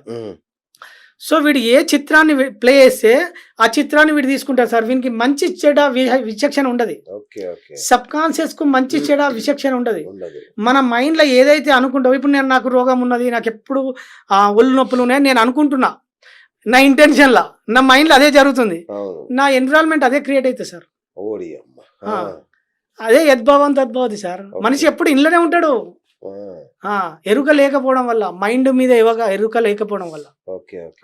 ఎరుకను పెంచుకోవాలి. ఎరుక అనేది ఒక పెద్ద కాన్సెప్ట్. అది ఎరుకను పెంచుకున్నప్పుడు మన మీద అన్నిటి మీద పట్టు వస్తుంది, మనకు మన మైండ్ మీద పట్టు వస్తుంది. అప్పుడు ఏ థాట్ పెట్టాలి, మనకు ఎటువంటి ఆలోచన రావాలి అనే దాని మీద మనం థాట్ను ఎట్లా ఉపయోగించాలి దాని మీద ఉంటుంది. అది సాధిస్తే ఏదైనా సాధించవచ్చు. అవును, 100%. ఎరుకను సాధించామంటే ఏదైనా ఎరుకను సరే ఓషో చెప్తాడు, ఓజో రోషని, ఎరుక ఉన్నవాడు వాని జీవితం ప్రశాంతంగా ఉంటుంది, ఎరుక లేనివాడు వాని జీవితం గందరగోళంగా ఉంటుంది. అంతే, ఎరుకను సాధించడమే మూలకం. ఈ మెడిటేషన్ ద్వారా మనకు ఎరుక పెరుగుతుంది. ఎవరు సార్ ఇన్ని అద్భుతమైన విషయాలు చెప్తున్నారు? ఏం చేశారు మీరు సాధన? అంటే పుస్తకాలు చదివారా, కొండల్లో గుట్టల్లో ధ్యానం చేశారా, మెడిటేషన్ గడ్డాలు పెంచుకొని అట్లా సార్ హిమాలయాల్లో? లేదు, అంటే అది ఒక అలంకరణ సార్. అలంకరణ వేరు, సాధన వేరు సార్. నాకు అలంకరణతో సంబంధం ఏమన్నా, నాకు సత్యాన్ని తెలవాలి. నేను మెడిటేషన్ చేసేది బాగా. నేను విపస్సన పోయినా, అలా ఒక 10 days కంప్లీట్ మౌనం సాధన ఉంటుంది. నేను మా దగ్గర నేను ఎప్పుడైనా అరుణాచలం పోతే అట్లా కూర్చున్నది. నేను మా ఊరి దగ్గర ఒక సిద్ధుల గుట్ట అని ఒక టెంపుల్ ఉంటుంది సార్. నాకు ఎప్పుడు సెలవు దొరికినా, నిజామాబాద్ లేదు సార్, మన జనగాం దగ్గర, ఉమ్మడి వరంగల్, మన కొమరవెల్లి దగ్గర ఉంటుంది. కొన్ని హై అంటే ఆ కొండ పైన ఉంటుంది, అక్కడ సిద్ధులు తపస్సు చేసిన ప్లేస్ అదంట. సో నాకు ఎప్పుడు అంటే ఇంతకుముందు స్టార్టింగ్ సాధనలో ఎక్కువ మౌనం ఉండేది సార్. ఒక 2 years నేను మౌనం ఉన్నా. ఎక్కువ 2 years మాట్లాడిపోయేది ప్రపంచంతో. ఈవెన్ మా భార్య, మా కొడుకుతో కూడా మాట్లాడిపోయేది. ఏదన్నా తెలుసుకోవాలంటే ఏదో బుక్ చదవడం, సాధన, మెడిటేషన్ బాగా చేసేది. జాబ్ అంటే అప్పుడు నాకు కరోనా ఒకటి కలిసి వచ్చింది. ప్లస్ కొద్ది రోజులు వీలైతే ఎక్కువ లీవులు పెట్టేటి ఉన్నప్పుడు. సో నాకు ఎప్పుడు టైం దొరికినా ఆ సిద్ధుల గుట్ట పైకి పోయి కూర్చుంది. నేను ఒక్కరే పోయి కూర్చుంది, తెల్లవారు కూర్చుంది. నేను ఇక నాకేం లేదు సార్, అంతే అదే మొత్తం నైట్ పోయి తెల్లారు దాకా కూర్చుంది. నేను భయం లేదు. ఇక నాకు నా మైండ్ ఇక్కడనే ఉండేది సార్. ఇక నాకు భయం గీయం అనేది తెలియదు. బేసిక్ నాకు సత్యం తెలుసు కనుక నేను అన్నిటి మీద, అంటే నేను అప్పుడు ఉంటుంటే పోతా అన్న నిర్ణయం ఆయనకే సార్. ఆ పిచ్చి ఉండేది నాకు బేసిక్ ఇంటెన్షన్ ఏంటంటే నాకు ఏదైనా పట్టుకుంటే దాని లోతులోకి వెళ్ళిపోతా. అది నాకు చిన్నప్పటి అబ్బాయి మరణం వల్ల జరిగింది. అవును సార్, మూలం అక్కడ జరిగింది. మూలం అది ఇదే కార్యకారణ సంబంధాలు. అది కారణము, ఇది కార్యం. అంతే. సో మీ భవిష్యత్తు ప్రణాళిక ఏంటి మరి? ఇప్పుడు చేయాలని సాధన ద్వారా మీరు సాధించిన దాని ద్వారా జనానికి ఏంటి ఉపయోగం? సార్ నేను కర్మల మీద అవగాహన కల్పిస్తున్నా. అంటే మంచి, అంటే ఇప్పుడు నేను ఫర్ ఎగ్జాంపుల్ ఇప్పుడు అయితే ఒక 2-3 అంటే 6 months నుంచి ఈ వాట్సాప్ గ్రూపుల ద్వారా నేను మీతో అంటే వాళ్ళతో అవునవును. మాట్లాడినప్పుడు అవగాహన ఇచ్చినప్పుడు రికార్డ్ చేసి గ్రూపుల ద్వారా కొంతమందికి అవగాహన కలుస్తుంది. ఇప్పుడు నేను స్టార్టింగ్లో మా విలేజ్ గ్రూపులు ఉంటాయి సార్, మన విలేజ్ గ్రూపులు ఉంటాయి, ఫ్రెండ్స్ గ్రూపులు ఉంటాయి, మన వర్క్ సో అన్నీ ఉంటాయి కదా సార్. అవును. సో నేను రికార్డ్ చేసినవి అవగాహన కల్పించినవి రికార్డ్ చేసి గ్రూపులలో పెట్టిన. ఫర్ ఎగ్జాంపుల్ నేను మా విలేజ్ గ్రూపులలో స్టార్టింగ్లో పెడితే ఏదో పిల్లగాడు ఏదో అంతే కదా, అనుకున్నారు. అనుకుంటారు. సో అవును. నేను ఒక 5-6 మంత్ పెట్టిన తర్వాత కర్మ మీద నాకు తెలియకుండానే నన్ను అబ్జర్వేషన్ చేయడం స్టార్ట్ అయింది మా ఊళ్ళో. అంటే నన్ను జస్ట్ సైలెంట్గా పరిశీలిస్తుర్రు, వింటుర్రు. ఓకే. వాళ్ళు నా దగ్గర రాకపోవచ్చు, చెక్కపోవచ్చు. అవును. సో నా వాయిస్ రికార్డులు అన్నీ విన్న తర్వాత కర్మ అనేది ఇంత ప్రభావం చూపిస్తా అనేది ఒక అందరి మైండ్లల్లా ఒక మొక్కలు నాటిన, అంటే నా మాటల ద్వారా వాళ్ళ కరెక్ట్. మైండ్లల్లా ఒక మొక్కలు నాటిన. అవును. ఆ మొక్క వాళ్ళ లోపల ఫలితమై కూర్చుంటుంది, బా, వాళ్ళ లోపల తప్పు చేయకుండా కూర్చుంటుంది. ఖచ్చితంగా. అవును. అవును. అది ఇప్పుడు ఒక 3-4 మంటి ఊర్లలో ఎప్పుడు కానీ రాజకీయాలుగా ఏదో మనకు ఒక గ్రూప్స్ ఉంటాయి కదా సార్, ఈ గ్రూప్ నా గ్రూప్. ఇప్పుడు తెలియకుండానే చాలా మంది ఒక ప్రశాంత స్థితికి వచ్చేసారు, అంటే ఈ తప్పు ఎందుకు చేయాలి అని ఒక అవగాహనకు వచ్చేసారు. నిజమా? 100%. బా, కాకపోతే సొసైటీకి కనబడకపోవచ్చు, అదేలేనా. ఇంటెన్షన్గా ఫలితం అనేది నిర్ణయిస్తుంది. అది నాకు తెలుస్తుంది, వాళ్ళకి తెలియకపోవచ్చు. బా, బా. వాళ్ళు ఏమనుకుంటారంటే ఇప్పుడు నేను చెప్పడం వల్ల నేను తప్పు చేయొద్దనే భావనలు ఉంటారు, కానీ ఎందుకు జరిగిందని ఆయన వాళ్ళకు కూడా తెలియదు. ఉమ్, సో బికాజ్ ఆఫ్ కారణం మై ఓకే. అంతే కదా సార్. ఇప్పుడు నేను నాటడం వల్లనే అంతే ఆయన కదా, అవును. అది. సార్ దీనివల్ల మీకు లాభం ఏంటి మరి? మీ జాబ్ పోవచ్చు, మీరు అన్ని ఇదే పనిలో తిరుగుతుంటే ఆ. మీకు డబ్బు ఎట్లా ఆర్థికంగా మీకు సాయం? సార్ ఇదే సార్, మళ్ళీ డబ్బు ఎట్లా అనేది నాకు సంబంధించిన విషయం కాదు. ఆ, నేను కర్మలో ఉంటా, నాకు రిజల్ట్ ఆటోమేటిక్ వస్తుంది. ఓ, ఇంతకుముందు మొత్తం మాట్లాడింది ఇదే సార్ ఎసెన్స్. ఆ, మనకు అర్థం కాలే. నాకు రేపు అనేది ప్రశ్న ఉండదు సార్. ఇక నేను కర్మ చేసిన, కర్మఫలం నన్ను వదిలిపెట్టదు కదా. నేను ఈరోజు సత్కర్మ చేసిన. ఇప్పుడు ఇది ఒక కార్యం సార్, 1000 మందికి మీ ఛానల్ ఇంటర్వ్యూ ద్వారా అవును. మీకు నాకు అంటే మీ ద్వారా నాకు ఉపయోగం ఉంది, మీ ద్వారా నాకు మీరు ఉపయోగం. ఈ కార్యం ద్వారా కొన్ని 1000 మందికి ఉపయోగపడుతుంది. ఆ ఫలితం నన్ను వదిలిపెట్టదు, మిమ్మల్ని వదిలిపెట్టదు. ఓకే. ఆ.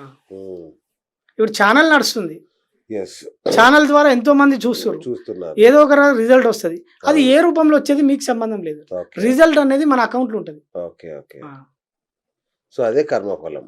ఫలం అనేది మన అనుభవంలో ఉంటుంది. ఉమ్, ఇది నిష్కామ కర్మ. ఇది నిష్కామ కర్మ వేరు. మనం ఇప్పుడు మీరు చేస్తుంది నిష్కామ కర్మ. నేను కూడా మళ్ళీ నా మైండ్ ఉంది సార్ ఇక్కడ. అచ్చా, మీ మైండ్ లో ఉంది ఏదో ఒక రూపంలో ప్రతిఫలం వస్తుంది వస్తుందని నా మైండ్ ఉంది. ఉంది మనసు కాబట్టి- లేకపోతే నిష్కామ కర్మ అవుతుంది. ఓకే. ఓకే. సార్ నిష్కామ కర్మ అనేది అహియర్ వర్డ్, అది ఓ. ప్రపంచంలో సాధ్యం కాదు. అది ఈ కలియుగంలో సాధ్యం కాదు. సాధ్యం కాదు. అది ఎవరన్నా అన్నారు అంటే ఉత్త ట్రూత్, అది ఆ, అంటే అది ఉత్త అబద్ధం, ఉత్త bogus. ఆ, బోగస్, ఉత్త బుల్షిట్. ఓకే. అది అంతా లేదు సార్. నీ మనసు తీసుకుంటది, నీ మనసు ఆ దృశ్యాన్ని తీసుకున్నదంటే నిష్కామ కర్మ కాదు. వా, ఆ, సార్ ఇప్పుడు మీకు నిష్కామ కర్మ అంటే ఒక ఎగ్జాంపుల్ చెప్తా. ఇప్పుడు రమణ మహర్షి ఉన్నాడు సార్. అవును. రమణ మహర్షిని ఒక ఇంటర్నేషనల్ అంటే జర్నలిస్టు లాల్ బ్లంటన్ ఉమ్, బ్లంటన్ అనేది అంటే ఆయన యోగుల మీద రీసెర్చ్ చేస్తూ ఉంటాడు ఆయన. ఓకే. ఆ జర్నలిస్టు ఈ భారతదేశంలో యోగుల మీద రీసెర్చ్ చేసినప్పుడు మహర్షి దగ్గరికి వచ్చి కొద్ది రోజులు అరుణాచలంలో ఉంటాడు. ఈయన దగ్గర ఉండి ఏంది మహర్షి ఎట్లా చేస్తుండే అని గమనించినప్పుడు ఈ నిష్కామ కర్మ అంటే ఏంది అని ఒకరోజు ఆయన సత్సంగంలో మహర్షిని అడుగుతాడు. రైట్. అడిగినప్పుడు ఈయన ఏం చెప్పాడు సార్, ఆ రోజు యోగులు ఎట్లుంటుంది అంటే వాళ్ళ ప్రవర్తనే వాళ్ళకు ఆన్సర్ సార్. అచ్చా. ఓకే. ఆ రోజు ఏం చెప్పాడు. ఇక చెప్పక తెల్లారి ఏం చేస్తాడంటే మళ్ళీ వస్తాడు. మళ్ళీ యథావిధిగా బ్లంటన్ వచ్చేసి ఈయన అనుసరిస్తూ ఉంటాడు. సో ఈయన ఏం చేస్తాడు, ఆయన రాగానే మహర్షి ఒక జగ్గుల నీళ్లు తీసుకొని ఆ లోపలికి వెళ్తాడు. మామూలుగా మనం ఎటు ఆ బైరుభూమి మీద అనుకుంటాం. అవును. ఆయన లోటాలు తీసుకొని పోతాడు. ఆయనను అనుసరిస్తూ ఉంటాడు ఈ జర్నలిస్ట్. తీసుకొని పోయినాక ఒక చెట్టుకు మంచి కట్టె చూస్తాడు. ఆ కట్టె ఇరిసి ఒక 4-5 గంటలతోని ఆ బండ మీద సాఫ్ చేస్తాడు. ఒక ముళ్ళు లేకుండా మంచి దూడవారితే ఎట్లా వస్తుందో రైట్. మంచి పర్ఫెక్ట్గా ఒక 5 గంటలు కష్టపడతాడు సార్. 5 గంటలు గురూజీ. మహర్షి రమణ భగవాన్ మహర్షి, ఆ, కష్టపడి దాన్ని మంచిగా ఇప్పుడు ఫిజికల్గా ఎట్లా తయారు చేస్తామో అంత నీట్గా చేస్తారు దాన్ని. ఓకే. నీట్గా చేసిన తర్వాత ఇందులో ఆయన కష్టం ఉందా లేదా? చాలా ఉంది. సో అక్కడి నుంచి ఒక మేకలు కాసుకునే వ్యక్తి ఆ పిల్లవాడు వస్తాడు. ఆ! అరే నీ చేతిలో కట్టె లేదురా, ఇగో కట్టె తీసుకోమని ఇచ్చేస్తాడు. ఆ! దట్ ఈస్ నిష్కామ కర్మ. కర్మను వదిలేసింది సార్ ఆయన. ఓహ్! అంటే తన కోసం కాకుండా ఇతరుల కోసం ఇతరుల చేసేదే కోసం. నిష్కామ కర్మ ఆ, ఇతరుల కోసం నేను చేస్తున్నా అనే భావన లేకుండా ఉండడం. లేకుండా. అది. Beautiful, beautiful. అది. రైట్. మరి ఈ యొక్క మీ ఆధ్యాత్మిక సాధన వీటికి చాలా సమయం కావాలి. అవును సార్. మరి మీ వృత్తిలో కొనసాగుతారా, వదిలేస్తారా? అంటే ఇప్పుడు చేస్తున్నా. ఆ. నాకు ప్రకృతి ఎట్లా అవకాశాలు ఇస్తుందో అవకాశాలను పట్టుకొని ఎప్పుడు నేను ఆ కార్యక్రమాలు చేసుకుంటూ పోతాను. మీకు ఆశ్రమం లాంటిది ఏమైనా ఉందా? ఏం లేదు సార్, నేను ఎప్పుడు మహర్షిని follow యోగా సెంటర్ కానీ, ధ్యానం సెంటర్ అటువంటి గాని? ఏం లేదు. నేను రమణ మహర్షి, నేను ఎప్పుడు మహర్షిని అనుసరిస్తూ ఉంటా, ఆ. భగవాన్ని అనుసరిస్తూ ఉంటా. నేను అంటే ఇప్పుడు ఎట్లా చేస్తా అంటే సార్, సేవ చేస్తా నేను. ఓకే. ఇవన్నీ తెలుసుకున్న తర్వాత నేను ఒక 3 years అంది సత్కర్మ చేసుకుంటూ ప్రతిరోజు ఒక సత్కర్మ చేస్తాను నేను. ఓకే. అంటే స్ట్రీట్ డెవలప్ ఫుడ్ పెట్టడము, ఓకే. లేదా టెంపుల్లో కాడికి పోయినప్పుడు కోతులు ఉంటాయి అక్కడ ఫుడ్ పెట్టడము, టెంపుల్ ఆధ్యాత్మిక క్షేత్రాలకు కొంచెం సేవ చేయడము, లేకపోతే ఇప్పుడు గాంధీ హాస్పిటల్ లాంటివి ఉంటుంది, నీమస్ హాస్పిటల్, అవును. ఆ రోగులకు మనం ఏదైనా ఫుడ్ పెట్టడము, లేకపోతే పనులు ఇవ్వడము, ఇది ఏదో ఒక కర్మ చేస్తూ ఉన్నా నేను. సో ఒక 1-2 years నా డబ్బులు నేను నా సొంత డబ్బులు పెట్టి చేసిన. ఒక 1 year కంప్లీట్ కాగానే నాకు తెలియకుండానే కొంతమంది వ్యక్తులు నా జీవితంలోకి వచ్చేసారు. రైట్. ఆ. వచ్చి వాళ్ళు నాకు సమకూర్చడం పెట్టిరు, ఓ. వాళ్ళు నాకు ఇవ్వడం మొదలుపెట్టారు. సో అట్లా కొనసాగిస్తూ ఉన్నా. ఇక్కడ ఏమున్నా సార్, సో నేను ఏదైతే ఎంచుకున్నానో నాకు రిజల్ట్ నన్ను ఆవరిస్తుంది. రైట్. రైట్. సార్ మనిషి ఏది ఎంచుకుంటే ఇది మరి అన్నారు కదా సార్, అవును. కర్మ సిద్ధాంతంలో ఇది ఒక కీలకం. మనం ఏది ఎంచుకుంటే అది మనల్ని ఆవరిస్తుంది. ఓకే. ఆవరిస్తుంది అంటే మనల్ని, ఇప్పుడు మీరు జర్నలిస్ట్ ఆవహిస్తుంది. అది మిమ్మల్ని ఎంచుకుంటా సార్. ఓహో. ఇప్పుడు మీరు జర్నలిస్ట్ కావాలనుకున్నారు సార్, అవును. జర్నలిజం అనేది మిమ్మల్ని వాడుకుంటుంది, మిమ్మల్ని తీసుకెళ్తుంది. ఆ సోర్స్ మీ ప్రయత్నం ఆ జర్నీలో తీసుకొని మీరు ఏమేం పనులు చేయాలనేది, ఎట్లా డిజైన్ చేయాలనేది మొత్తం ఎవ్రీథింగ్ ఆ సిస్టమ్ మీకు సమకూర్చబడుతుంది. మీకు నా కర్మకు కావాల్సిన సమస్తవి నాకు ఏదో ద్వారా దొరుకుతూ ఉంటాయి. అంటే ప్రకృతి నాకు అవకాశాలు ఇస్తూ ఉంటుంది. రైట్. అంటే ఎవరైనా విరాళాలు ఇస్తే తీసుకుంటారా? తీసుకుంటా సార్. తీసుకొని వాళ్ళ ఏం పేరు చేస్తారా? తీసుకొని అంటే ఇదే సేవ. సేవ ఉమ్. అంటే ఇప్పుడు రోగులకు ఫుడ్ పెట్టడం, లేకపోతే కొన్ని వృద్ధాశ్రమాలు ఉన్నాయి, పిల్లల అనాథాశ్రమాలు ఉన్నాయి, వాళ్ళకి మనం ఫుడ్ సమకూర్చడం, ఓకే, బట్టలు ఓకే. డొనేషన్ చేయడము, ఓకే. లేకపోతే కొంతమంది పిల్లలు ఉంటారు వాళ్ళ బుక్స్ కొనియడము, ఏదో రకంగా వాళ్ళకు మనము, అంటే ఇక్కడ నేనేం చేస్తా అంటే మామూలుగా సేవ చేయడం అని కాకుండా నేను గుర్తిస్తా ఎక్కడ ఏ అవసరం ఉంది అనేది. ఓకే. అంటే ఇక్కడ 2 ఉంటాయి సార్, పాత్రదానం అపాత్రదానం అని ఉంటుంది. అవును. అంటే ఎక్కడ సేవ చేయనో అక్కడనే చేయాలి. అవును. అవసరం లేని చోట దానం చేస్తే అది మనకు ప్రయోజనం ఉండదు. ఉమ్. ఉంటది సో, ఈ సేవ చేయడం ద్వారా నేను అలౌకిక ఆనందాన్ని పొందొచ్చా? 100%. మీరు Okay. కర్మలో మీ మనసు పనిచేయదు, నిలిచి ఉంటుంది. ఉమ్. మీరు ఏమైనా సత్కర్మ చేయండి. ఇప్పుడు మీరు ఫర్ ఎగ్జాంపుల్ ఎక్కడ అన్నదానం చేయనప్పుడు మీరు చేస్తారు, కర్మలో ఉన్నారు సార్, మీరు తెలియని ఆనంద స్థితిలో ఉంటారు. ఓకే. మీకు తెలియకుండానే ఒక ట్రాన్స్లో ఉంటారు, మీరు గమనించండి. అదే దుష్కర్మ చేసినప్పుడు అట్లా ఉండరు మీరు. సత్కర్మ అనేది అంత ఎఫెక్టివ్ ఉంటుంది. కానీ గురుగారు ఇంత బాగా చెప్పారు, మీరు అంత బాగుంది. నాకు చివరి ప్రశ్న, ఆ. మా సాయి నేను అందరం మేము చాలా మంచోళ్ళం, అవును సార్. సత్కర్మలే ఆచరిస్తున్నాం, ఓకే సార్. కానీ మేము ఇంకా ఇక్కడే ఉన్నాం. మేము అంటే కష్టాల్లోనే ఉన్నాం, కానీ మేము చూస్తుంటాం ఓకే వాడిని దోచుకొని వీడిని దోచుకొని వాళ్ళు బ్రహ్మాండంగా డబ్బులు మోసం చేసి ఆ వ్యాపారం పేరుతో అన్యాయం చేసి వాడు మాత్రం మంచి దర్జాగా కోట్ల రూపాయల కార్లలో తిరుగుతూ 100 కోట్ల బంగ్లాల్లో ఉంటూ రాజభోగాలు అనుభవిస్తున్నాడు. సో మీరు సత్యం ఇది ఏం కర్మ? ఓకే, ఇక్కడ మీకు ట్రూత్ అర్థం కావాలి. ఇప్పుడు నా కొడుకుని నేను కోల్పోవాలి. అవును, కోల్పోవాలంటే నాకేం కావాలి సార్? నా కొడుకు పుట్టాలి. అవును, కొడుకు పుట్టినాం అనేది నాకు మంచిగానే అనిపించింది. నాకు అవును, నా కొడుకున్నంతసేపు నేను మంచిగానే ఉన్నా, అవును, చనిపోయినాక బాధపడ్డానా లేదు. అవును. సో మీరు ఇప్పుడు ఒక వ్యక్తి ₹1 కోటి మోసపోవాలంటే ₹1 కోటి ఉన్నానో వద్దా? ఫస్ట్ ఆయనకి ఆ కోటి ఇవ్వాలి. ఇవ్వాలి. మూలం అర్థం కావాలి సార్. ఓహో. ఇక్కడ మనకు మహాభారతం చెప్తుంది, ధృతరాష్ట్రుడు కౌరవులు 100 మంది కదా సార్, అవును. పాండవులు 5 కదా. ధృతరాష్ట్రుడు 100 మంది సంతానాన్ని కోల్పోవాలి. ఓ. అంటే 100 మంది కొడుకులు పుట్టాలిగా. పుడితేనే అవును, మళ్ళీ అది ఒకే జన్మల, సూపర్. అంతే కదా సార్. సో ఒకే ఇప్పుడు- జన్మల 100 మంది కుమారులు పుట్టడం అది సాధ్యమా? మీరు ఒకసారి ఆలోచించండి, ఆహా. సాధ్యమా? అంటే 100 మంది కుమారులు పుట్టాలంటే ఇప్పుడు భౌతికంగా మనకు ఒక వ్యక్తి ఒక బాబు పుట్టినాక మళ్ళీ 2 years పీరియడ్ ఉంటుంది. అవును. మరి ఒకే సంవత్సరంలో 100 మంది పుట్టిరు కదా సార్ ఆయనకు. ఎట్లా పాసిబుల్? వచ్చిందా లేదా? గట్టి కర్మ. సో ఆ, ఈ 100 మంది కౌరవులు నేతి కుండాలలో పిండం చేసి, అవును. అంటే నేచర్ అనేది నీకు ఆ ఆ సిస్టమ్ ఉందా సౌకర్యాన్ని లేదా? ఇచ్చింది. అవును. అంటే ఒకే జన్మలో ఒకే సంవత్సరంలో 100 మంది పుట్టిరా లేదా? సో ఆ కర్మ ఫలాన్ని పొందాలంటే అవకాశం ఉన్నదా లేదా? సో నేచర్లో ఆ సిస్టమ్ ఉంది, ఆ డిజైన్ ఉన్నది. మరి అయితే ఇప్పుడు నేను పెద్ద పెద్ద కార్లను చూసి ఏం బాధపడాల్సిన అవసరం 100% సార్. సూపర్. మీకు అర్థం చేస్తారు అంతే సార్. ఆ. ఇప్పుడు కర్ణుడు ఎట్లా పుట్టిండు సార్? సూర్యకిరణాల పుట్టిండు కుంతికి. అవును. అంటే పెళ్లి కాకముందుకే పుట్టిండు. అవును. పుట్టిన తర్వాత కర్మ ఎట్లా పనిచేస్తో మీకు అర్థం చేసుకోవాలి. పెళ్లి కాకముందుకు సూర్యకిరణాల ద్వారా పుట్టినప్పుడు నాకు మళ్ళీ మళ్ళీ పెళ్ళి అవుతుందో లేదో అని చెప్పి నదిలో వదిలేసింది సార్. అవును. కర్ణుడు బతికిండా లేదా? బతికిండు. ఎక్కడ పోనా అక్కడ పోయిండా లేదా? పోయిండు. మళ్ళీ ఇక్కడ తల్లిదండ్రులు ఏమైనా వేసిరా సార్? సో మన కర్మ అనేది నడిపిస్తుంది సార్. ఆ, మీ తల్లిదండ్రులు పెంచడాలు అదంతా ఉత్తమించడం సార్. మస్తు చూసుకుంటున్నాం పిల్లగాళ్ళని. అంతా ఉత్తమించడం అంటే కర్మకు లింక్ అయి ఉంటారు సార్.